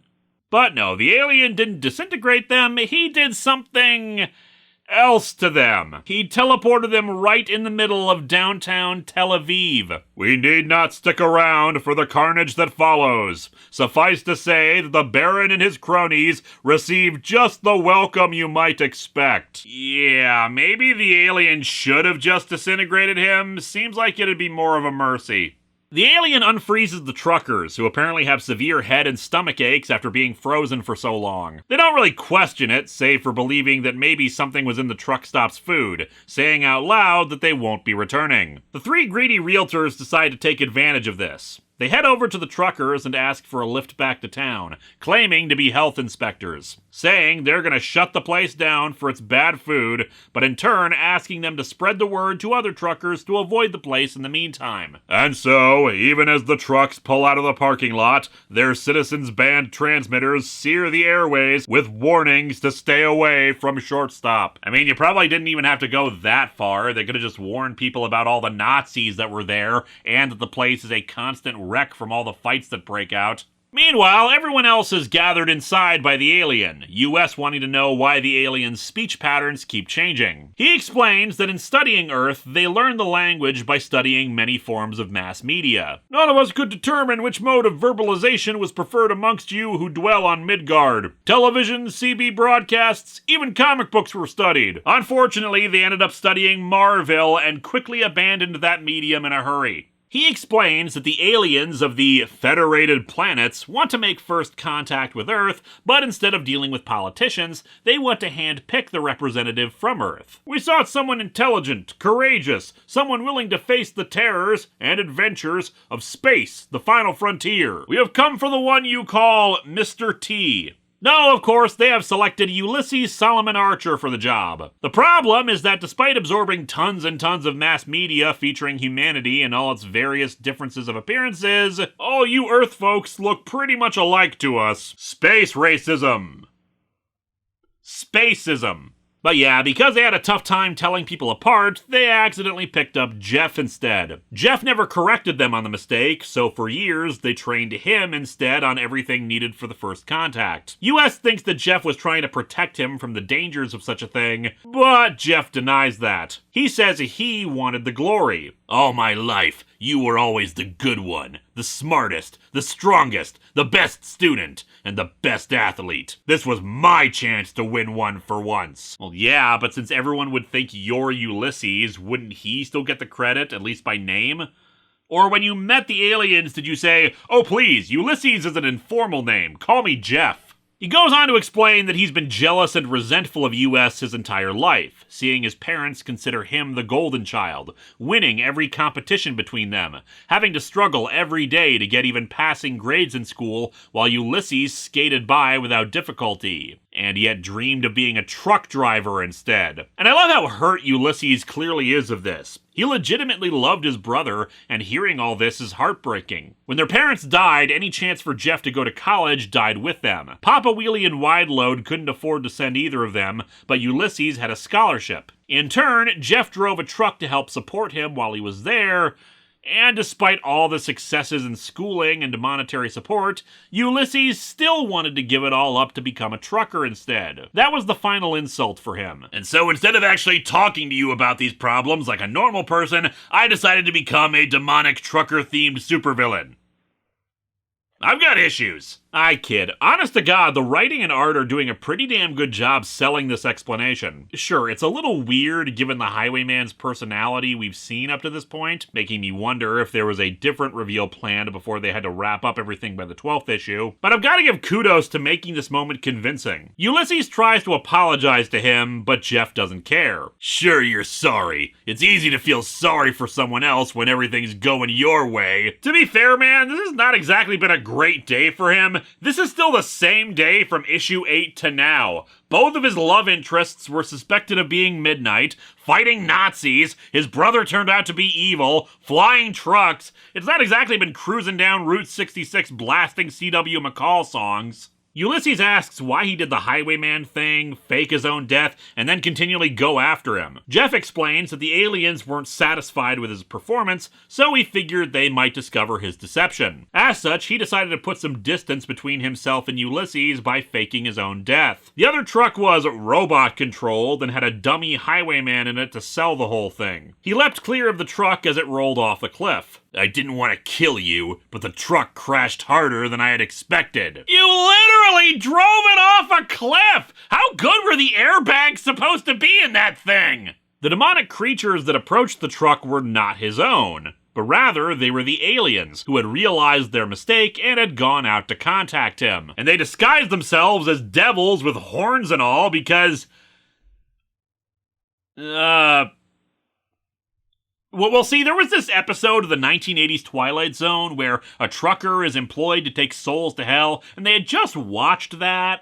They got the heavily injured Ulysses to the hospital. It was actually the aliens who performed surgery on him and implanted the metal cap in his skull. It ultimately gave you the abilities necessary to compete more or less evenly with your brother, who already had the advantage of access to our advanced technology. So, being able to pick up CB radio transmissions in your skull is a necessary ability in your planetary representatives? The reason they didn't just come out and explain this to Ulysses is that they didn't want to think that they had wasted all their time and effort training Jeff. Still, they knew that Ulysses might still be the best man for the job, so Jeff had offered them a counter-proposal. A contest between the two of them. And said contest was... hiring Baron von Blimp to race the rig in a chicken transporting deal, having Midnight harass them a few times, and occasionally menace him in a maze or something. Again, this is why it kind of feels like this explanation doesn't really match up with the rest of the book. It does work on paper, but when you think about it in more detail, it's a bit of a head-scratcher. But yeah, the alien says that Jeff was not able to beat Ulysses in the allotted time, but by that same token, US never really won a decisive victory against him. Except for all those times where we saw him definitively defeat the Highwayman's agents, so... And so our comic ends with the alien proclaiming that they're gonna settle this once and for all. A final contest between the two on equal footing, to decide which one of you will... inherit the stars? And which of them will pay the inheritance tax on those stars? This comic is pretty good, though admittedly most of it is just sweeping away everything from the last few issues so it can get to the end. The explanation for the Highwayman stuff doesn't entirely hold up, but the character work is awesome. As I said, the art and writing really sell this, particularly Ulysses' pained expression about thinking he and his brother were truly friends. To hear that he was unknowingly feeding his brother's resentments are legitimately heartbreaking for him. And I like how Frank Springer's art draws Ulysses and Jeff with similar facial structures since they're brothers and all, in most panels at least. It's a nice touch, though I don't know how deliberate that was. For an issue that lacks action, it's still very engaging and interesting. Hopefully it can keep that momentum up when we reach the final issue of this saga. Next time, Patreon-sponsored review again, as we look at some issues of X-Men Infinity. Around August 2008, I was kind of directionless. I had written a bunch of reviews of terrible comics for my blog in the style of the Agony Booth or Jabutu's movie reviews, but that was time-consuming for a hobby, and I felt like I wasn't really getting much out of it. My blog transitioned into more of a general talking about comics kind of thing, especially complaining about the two Titans books at the time. But I felt like I needed to actually do something for a career, or at least turn my passion for talking about bad comics into something that could make me money. And so I hit upon the idea. A book full of reviews of some of the worst comic books ever made. I got to work on those reviews. Obviously, in hindsight, there are much worse out there than the ones I chose to do, but standards were different and some I didn't even know about. So behind the register at the Barnes & Noble I worked at, I got to work. I wasn't allowed to do anything behind that counter but write, so write I did, scripting a review of this goofy, stupid, idiotic book about a trucker superhero with a metal plate in his head, and he controlled his big rig with a remote control and a silver dollar. And then in October of that year, I started making video reviews instead of text ones. And for my 7th episode, I adapted that review of the trucker comic into a video. And that was the first time I talked about US-1. Hello and welcome to Atop the Fourth Wall, where bad comics burn. I'm big into celebrations. The world sucks enough as it is, so give me something to party about, I say. This year is the 15th anniversary of Atop the Fourth Wall, but I sadly haven't really had much in the way of representing that celebration. But we do have this review. US-1 has been with this show since December 6th, 2008. I haven't done anything more with Judd Winnick's crappy Titans book, Cinnamon got one other review, and it'll probably take us another 20 years to finish off Dooms 4 given the pace of that series, but US-1? There may have been some gaps here and there talking about it over the years, but we keep coming back to it over and over, and here we are at the final issue. Yeah, we're not done talking about Ulysses Solomon Archer, for he's made plenty of appearances in other books over the years, particularly in She-Hulk, but this is still the end of an era. I mean, the original theme song mentions the truck, for crying out loud. What a ride it has been with this character. Hypno-whips, biker gangs, demonic truckers, aliens, blimps, chicken races, betrayal, heartbreak, sentient vehicles, and of course, the most important thing of all, driving around in fucking trucks. And all this from a toy tie-in book about slot car racers. US-1, I salute you. When I started this journey, I thought you were one of the worst comics ever made. 15 years later, I realized how wrong I was and how full of unnecessary anger I was at just a silly premise. But then again, how the hell could I have predicted Marvel? With that, let us get into this, the final issue of US-1's solo series. In our penultimate issue, we discovered that Jeff, U.S. Archer's beloved brother and supposedly murdered by the Highwayman, was in fact the Highwayman himself. Jeff, it turns out, had always been jealous of his brother, and he was finally given the opportunity to act on it. Jeff had been abducted by aliens to act as some kind of representative of theirs, but only because they messed up and originally wanted Ulysses. In fact, they were the ones who put the metal plate in his head that gave him his incredible abilities and made a contest of it. See if US was really better than his brother, and he never won a decisive victory. As such, it all comes down to this final issue, the way to determine which of the two gets to work for the aliens. And now, the conclusion. Let's dig into US-1 number 12 and see how this saga ends.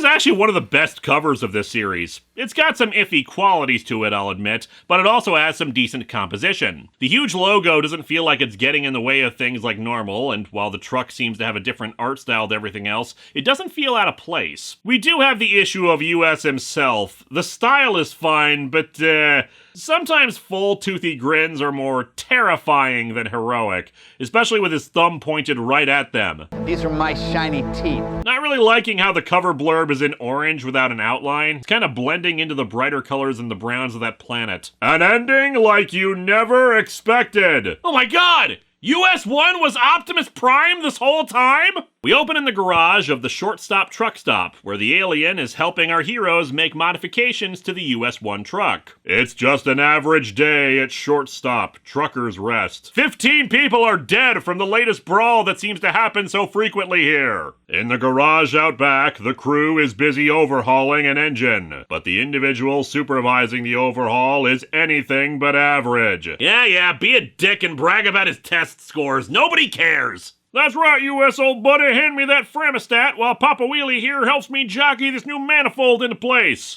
Okay, Mr. Alien. Just call me Al for short, son. I'm not saying it was aliens, but it was Al. Pinch me, wide load Annie. Still can't believe we're really modifying this truck diesel so that it can fly. Papa Wheelie just standing off to the side with retread going, roads? Where we're going, we don't need roads. As was common at the time, and despite this being the final issue, Wide Load recaps the events of the series for anyone joining in now of all times. There we were, leading perfectly normal lives until that dark and stormy night. The Archer boys, Jeff and US, had their rig forced over the edge of a cliff. Yeah, they were forced off, and nobody sabotaged the rig to collect the life insurance money or anything. Why would you even suspect such a thing? I'm gonna go help with the flying truck. Jeff seemed to disappear into thin air. US was badly hurt. The docs at the hospital had to replace part of his skull with a metal cap. For some reason, he was fully conscious during the operation. Or he had Youngblood's disease. Turned out he could receive and send shortwave broadcasts on it, so he called it his CB Skull. Gotta be honest, prank calling other truckers on the radio with it got kinda old after the 30th time he did it. She talked about how Midnight was actually a hypnotized Mary McGrill under the control of the Highwayman. And he turned out to be none other than Jefferson Archer, who'd staged his own disappearance. For a while there, I was wondering who else I was gonna turn out to be. Oh, we all know the answer. Granny Goodness! That's when our alien friend finally showed himself and explained the whole mess. You know a comic book universe is weird when any story you tell can casually include the phrase, "That's when our alien friend finally showed himself." A bunch of outer space guys were looking for an Earth fella to go to the stars. They chose US, but when they first came down to tell him, they got Jeff instead. Seems that all Earth folks look about the same to them. You know, in retrospect, why do they even want to work with the space racists? She talks about Jeff's jealousy of his brother. Danged if that ain't the worst case of sibling rivalry since Cain and Abel. At least Cain had the good sense to kill his brother Wide Load. And then Cain took charge of a house of mystery, which in turn got taken over by Elvira. I could have met Elvira if I murdered my brother Wide Load. You've got your nerve showing your face in here, boy, after all you've done. Just like you to take his side, Papa. Just like you to say I shouldn't kill my brother, Papa.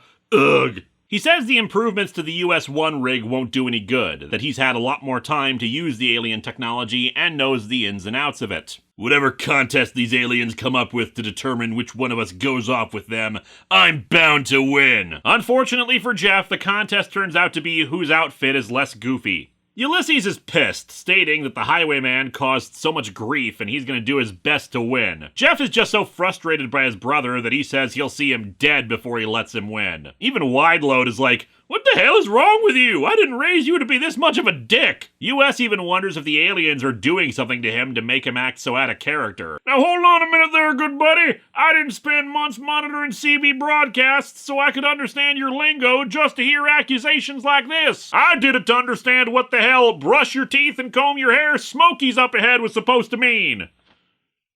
I mean, as you can tell, some phrases just don't translate very well. I'm telling you, we were looking for an Earth fella who was smart, brave, and resourceful for a mission with our Interplanetary Federation. Unfortunately, Mr. T wasn't available, so we had to settle for you.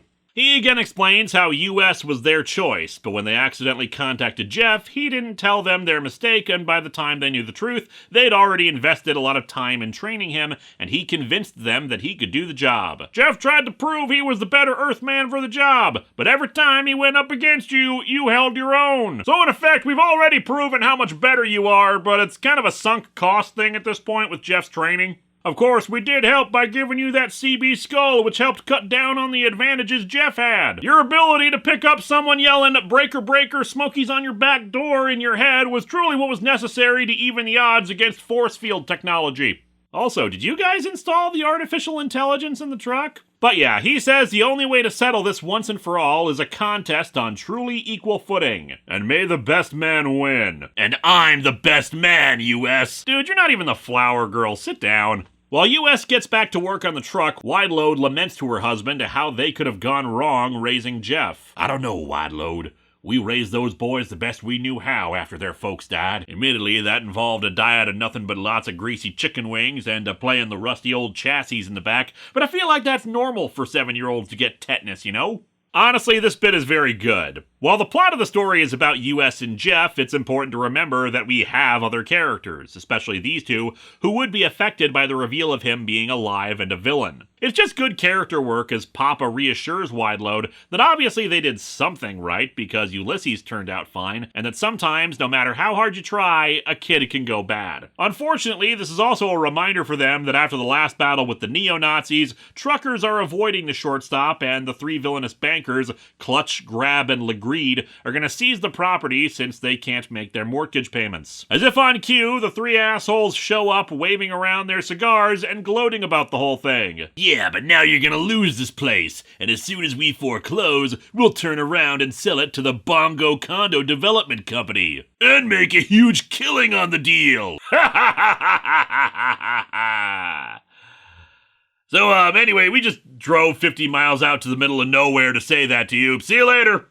After Wideload threatens to flatten them, the three run off, saying that they expect them to be moved out by tonight. The two re-enter the truck stop to find Taryn waiting around arguing with Mary. So, this is what the world-infamous Mary McGrill coffee tastes like. It's bad to the last drop. How the hell do you even make grape jelly and mustard-flavored coffee? No wonder there aren't any customers in here. Well, I mean, it's also 4 a.m., but still. Mary points out that she's being a dick about the no customers thing right in front of Papa and Wideload. But Taryn counters that it's Mary's fault that there aren't any customers because of the midnight stuff. And of course, Mary counters that she was under mind control herself and she wouldn't deliberately hurt them or especially US, blushing. You don't have a chance with US. He'd never go for a namby-pamby wimp like you. Just wait till this contest with his brother is over. He'll be looking for a real woman then, and old Taryn down the highway will be available. I see we've gone from the deeper characterization of two adoptive parental figures discussing whether they were good parents because one of their kids turned out to be a monster to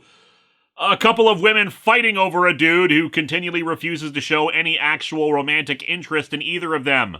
Well, so will I, you truck driver, you! Whoa, Mary! Just because I have to label these videos as not for kids doesn't mean it's okay for you to use that kind of language! With the upgrades to the rig complete, Al encourages Ulysses to get some sleep. However, he tells a very tired retread that he's too wound up to sleep. The two retire under a tree as US rambles about how messed up this situation is. This alien, Al, has gotten pretty vague about what this is all about. Something about the first Earthman to get involved in their intergalactic federation? That is what? An ambassador? Sure, if by ambassador you mean lunch. I'm just a truck driver. What do I know about being a diplomat? I mean, sure, there was that Mideast peace accord I negotiated, but I figured they were just charmed by my headband. On the other hand, just think of it. The first man to visit the stars. Up yours, Yuri Gagarin! As either the metal plate in his head also gave him another superpower, summoning bubbles and sparkles from nowhere. However, Retread has fallen asleep. Ha! Well, that's one small step for a man, and one small nap for Retread.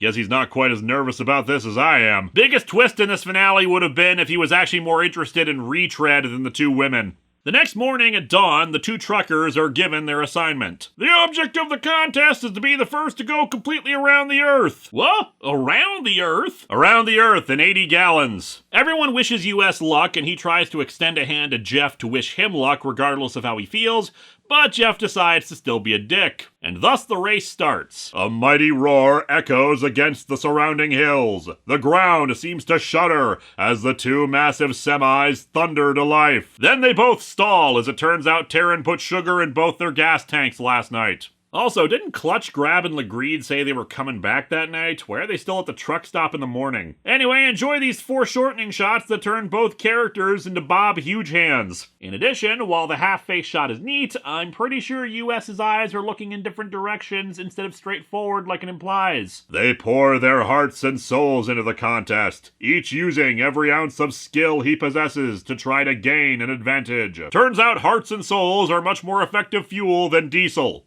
The two are even with each other, but then Jeff swerves into the opposite lane. He's heading right towards the oncoming traffic. Oh no, he might get a ticket! But no, Jeff doesn't hit oncoming traffic. He activates the flying circuits and the black rig takes off. Realizing he can do the same, US activates his own truck's flight controls. I was promised flying cars. On the ground, I knew the truckers union was trying to find some way to get around the 55-mile-an-hour speed limit, but this... Now I just want the inevitable remake of Smokey and the Bandit to feature flying trucks. US is happy about the flight, until... Yow! What was that feeling? Something hit me! Oh god, did I just hit a flying DeLorean? No, Jeff has decided to start ramming the US-1 truck. Take that, little brother! Jeff's voice coming over my CB skull. That's right, brother. The aliens installed a CB larynx in me. Ulysses is knocked out of the cab from the impact. Took all that time to make a big rig fly, but nobody bothered to put the seatbelts back in? Fortunately for our hero, he remembers that the CB skull has a mental link between him and the truck,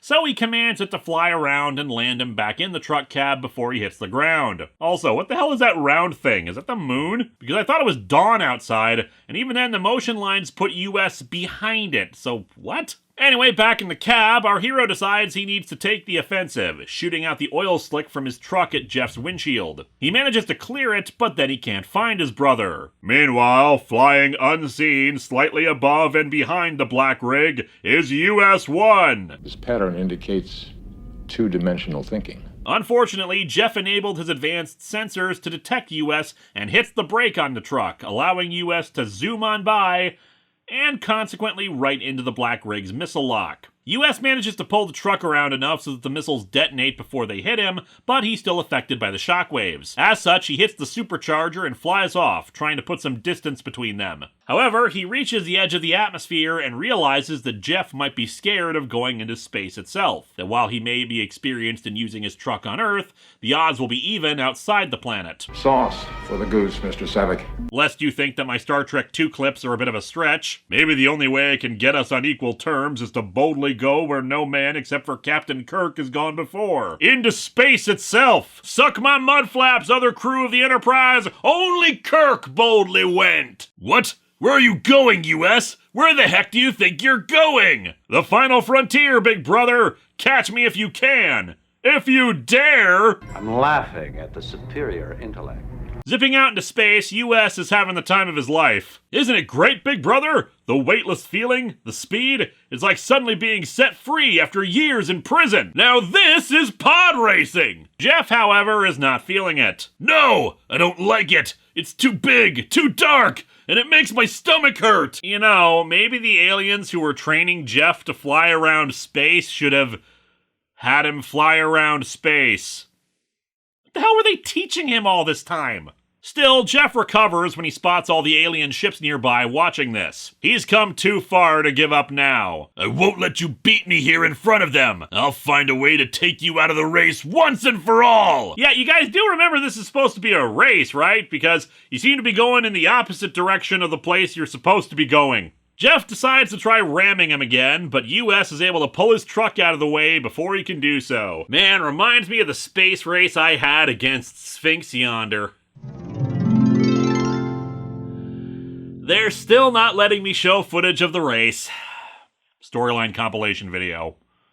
Assuming the contest ever ends. However, going for ramming speed was a mistake, since Jeff is now going too fast to break away, right on a collision course for the moon. US realizes that Jeff is panicking and frozen at the wheel, otherwise he'd know to steer away. He thinks to himself that he wishes there was some way to signal the alien fleet to rescue Jeff. Unknown to US, his very thoughts are being broadcast to the alien ships, courtesy of his CB skull. And yes, Ulysses, they know what you fantasize about doing with your truck, and you should feel very ashamed. The black rig crashes into the moon's surface, but fortunately they were able to beam Jeff out of it before impact. US Archer, we sensed your concern for your brother and rescued him, but with the destruction of his truck, he forfeits the contest to you. Also, turns out he never filed the insurance paperwork on that thing, so we're pretty pissed about losing it. We're gonna let Jeff out into open space now. Even after all this, US says that he hopes that Jeff was just misguided and didn't really want to hurt him. Enough of that, though. US returns to the truck stop, where his friends and family inform him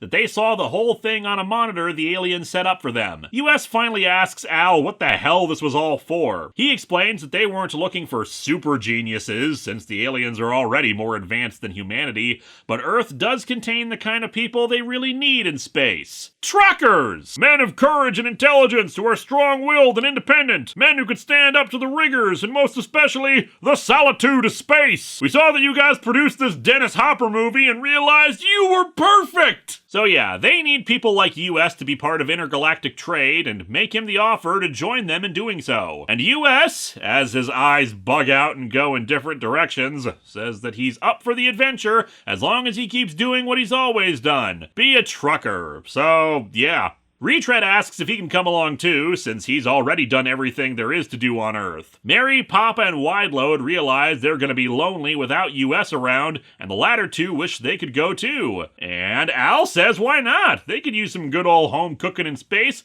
and thus they can take the entire shortstop diner too, convert it into a space station. And considering they were so helpful in converting the US-1 truck into a spaceship, they should be able to learn the technology fairly quickly and continue their business. But in space! Yeah, everybody's been waiting for this moment in the comic for years, knowing that US becomes a space trucker. But, yeah, it's the end of the book that brings this about, so sorry if you were disappointed by that. Mary realizes that she can't bear to be away from US, who doesn't even say goodbye to her and Terran as he and Retread fly off. What assholes. And asks to come with Papa and Wideload. Al, of course, agrees, but that leaves Terran. Mary is even nice to her for the first time. I know we haven't been on the best of terms, but I'd miss you. I guess US might too. Given he just left without a second thought about either of you, yeah, probably not, actually. Terran, however, feels like she can't just uplift her entire life like this so quickly. She has more roads to conquer as a trucker herself and decides to stay behind, wishing Mary luck and complimenting her on her bravery. And so, as Terran drives off, the aliens lift the entire diner out of the ground, which looks like it contains no plumbing nor any electrical lines. It was just sitting on the ground, so what the hell? A short time later, Clutch, Grab, and Legrede arrive at the spot with the guy who wanted to build the condo on the land. I guess I chose right when I asked the firm of Clutch, Grab, and Legrede to do the job. Why, you even managed to get that unsightly little diner torn down. Good work, men! And now I'll look into the hole it left, and oh my god! There were so many bodies in their basement! However, it seems there's an after effect of the tractor beam used to lift the diner. But wait a minute! The ground is glowing! It must be radioactive somehow! That can't be good somehow! Naturally, because he thinks the place is radioactive, he's not going to build the condo there. Huh. Strange. The guy looks like our 45th president, Anton York. So yeah, after all that, Clutch, Grab, and Legrede's plans have been foiled. And so our comic, all of this comic, ends with US waving to the audience as he flies out of the Star Stop station, hoping we enjoyed the ride. And we most certainly did, Ulysses Solomon Archer. This comic is a great finale. It's got action, it's got resolution on the characters, it's got heart, and it's got a lot of goofiness, which is especially hilarious when you think about how this is a comic promoting slot cars, and now they're flying through space, meaning you can't even pretend they're on a racing slot anymore. There are a few critiques I have. Some of the art is questionable, especially when they vary the usual angles we see our heroes, but it's not too often. Retread never really had anything happen to him in all the time he was part of the cast. Maybe there were some plans to do something with him and his backstory before the book was canceled, but otherwise he was just there so US had somebody to talk to. And the big issue I have is that Jeff in space was the last time we saw him in the book. I would have preferred some kind of wrap-up with him. Some way of the two finally making up with each other and Jeff realizing that even after everything that happened, his brother still loved him and maybe US would invite him to join him in space and the two could have a fresh start together. But no, next time we see Jeff in the comics, he's still a villain and in fact would make a deal with Satan to become a legit supernatural threat. As for US himself, as I've been saying, this is not the last time we see him, but the end of his solo series means the end of this version of the character. Al Milgrom wrote the book during its whole run and injected so much fun into it. US-1 has been a delight since the first time I showcased it. Sure, back then I played up the anger and vitriol, but the truth is I had a lot of fun with this, giving me so much material to the point where I thought that this was one of the best early episodes to show off a good script. But now, I'm just glad we've gone on this adventure together. From a trucker superhero to a trucker in space, I have indeed enjoyed the ride, Ulysses, and I look forward to seeing your adventures from here on out. See ya, Space Cowboy. Next time, we actually end another long-running review on this show, though not as beloved as US-1. Let's see the final issue of The Star Wars.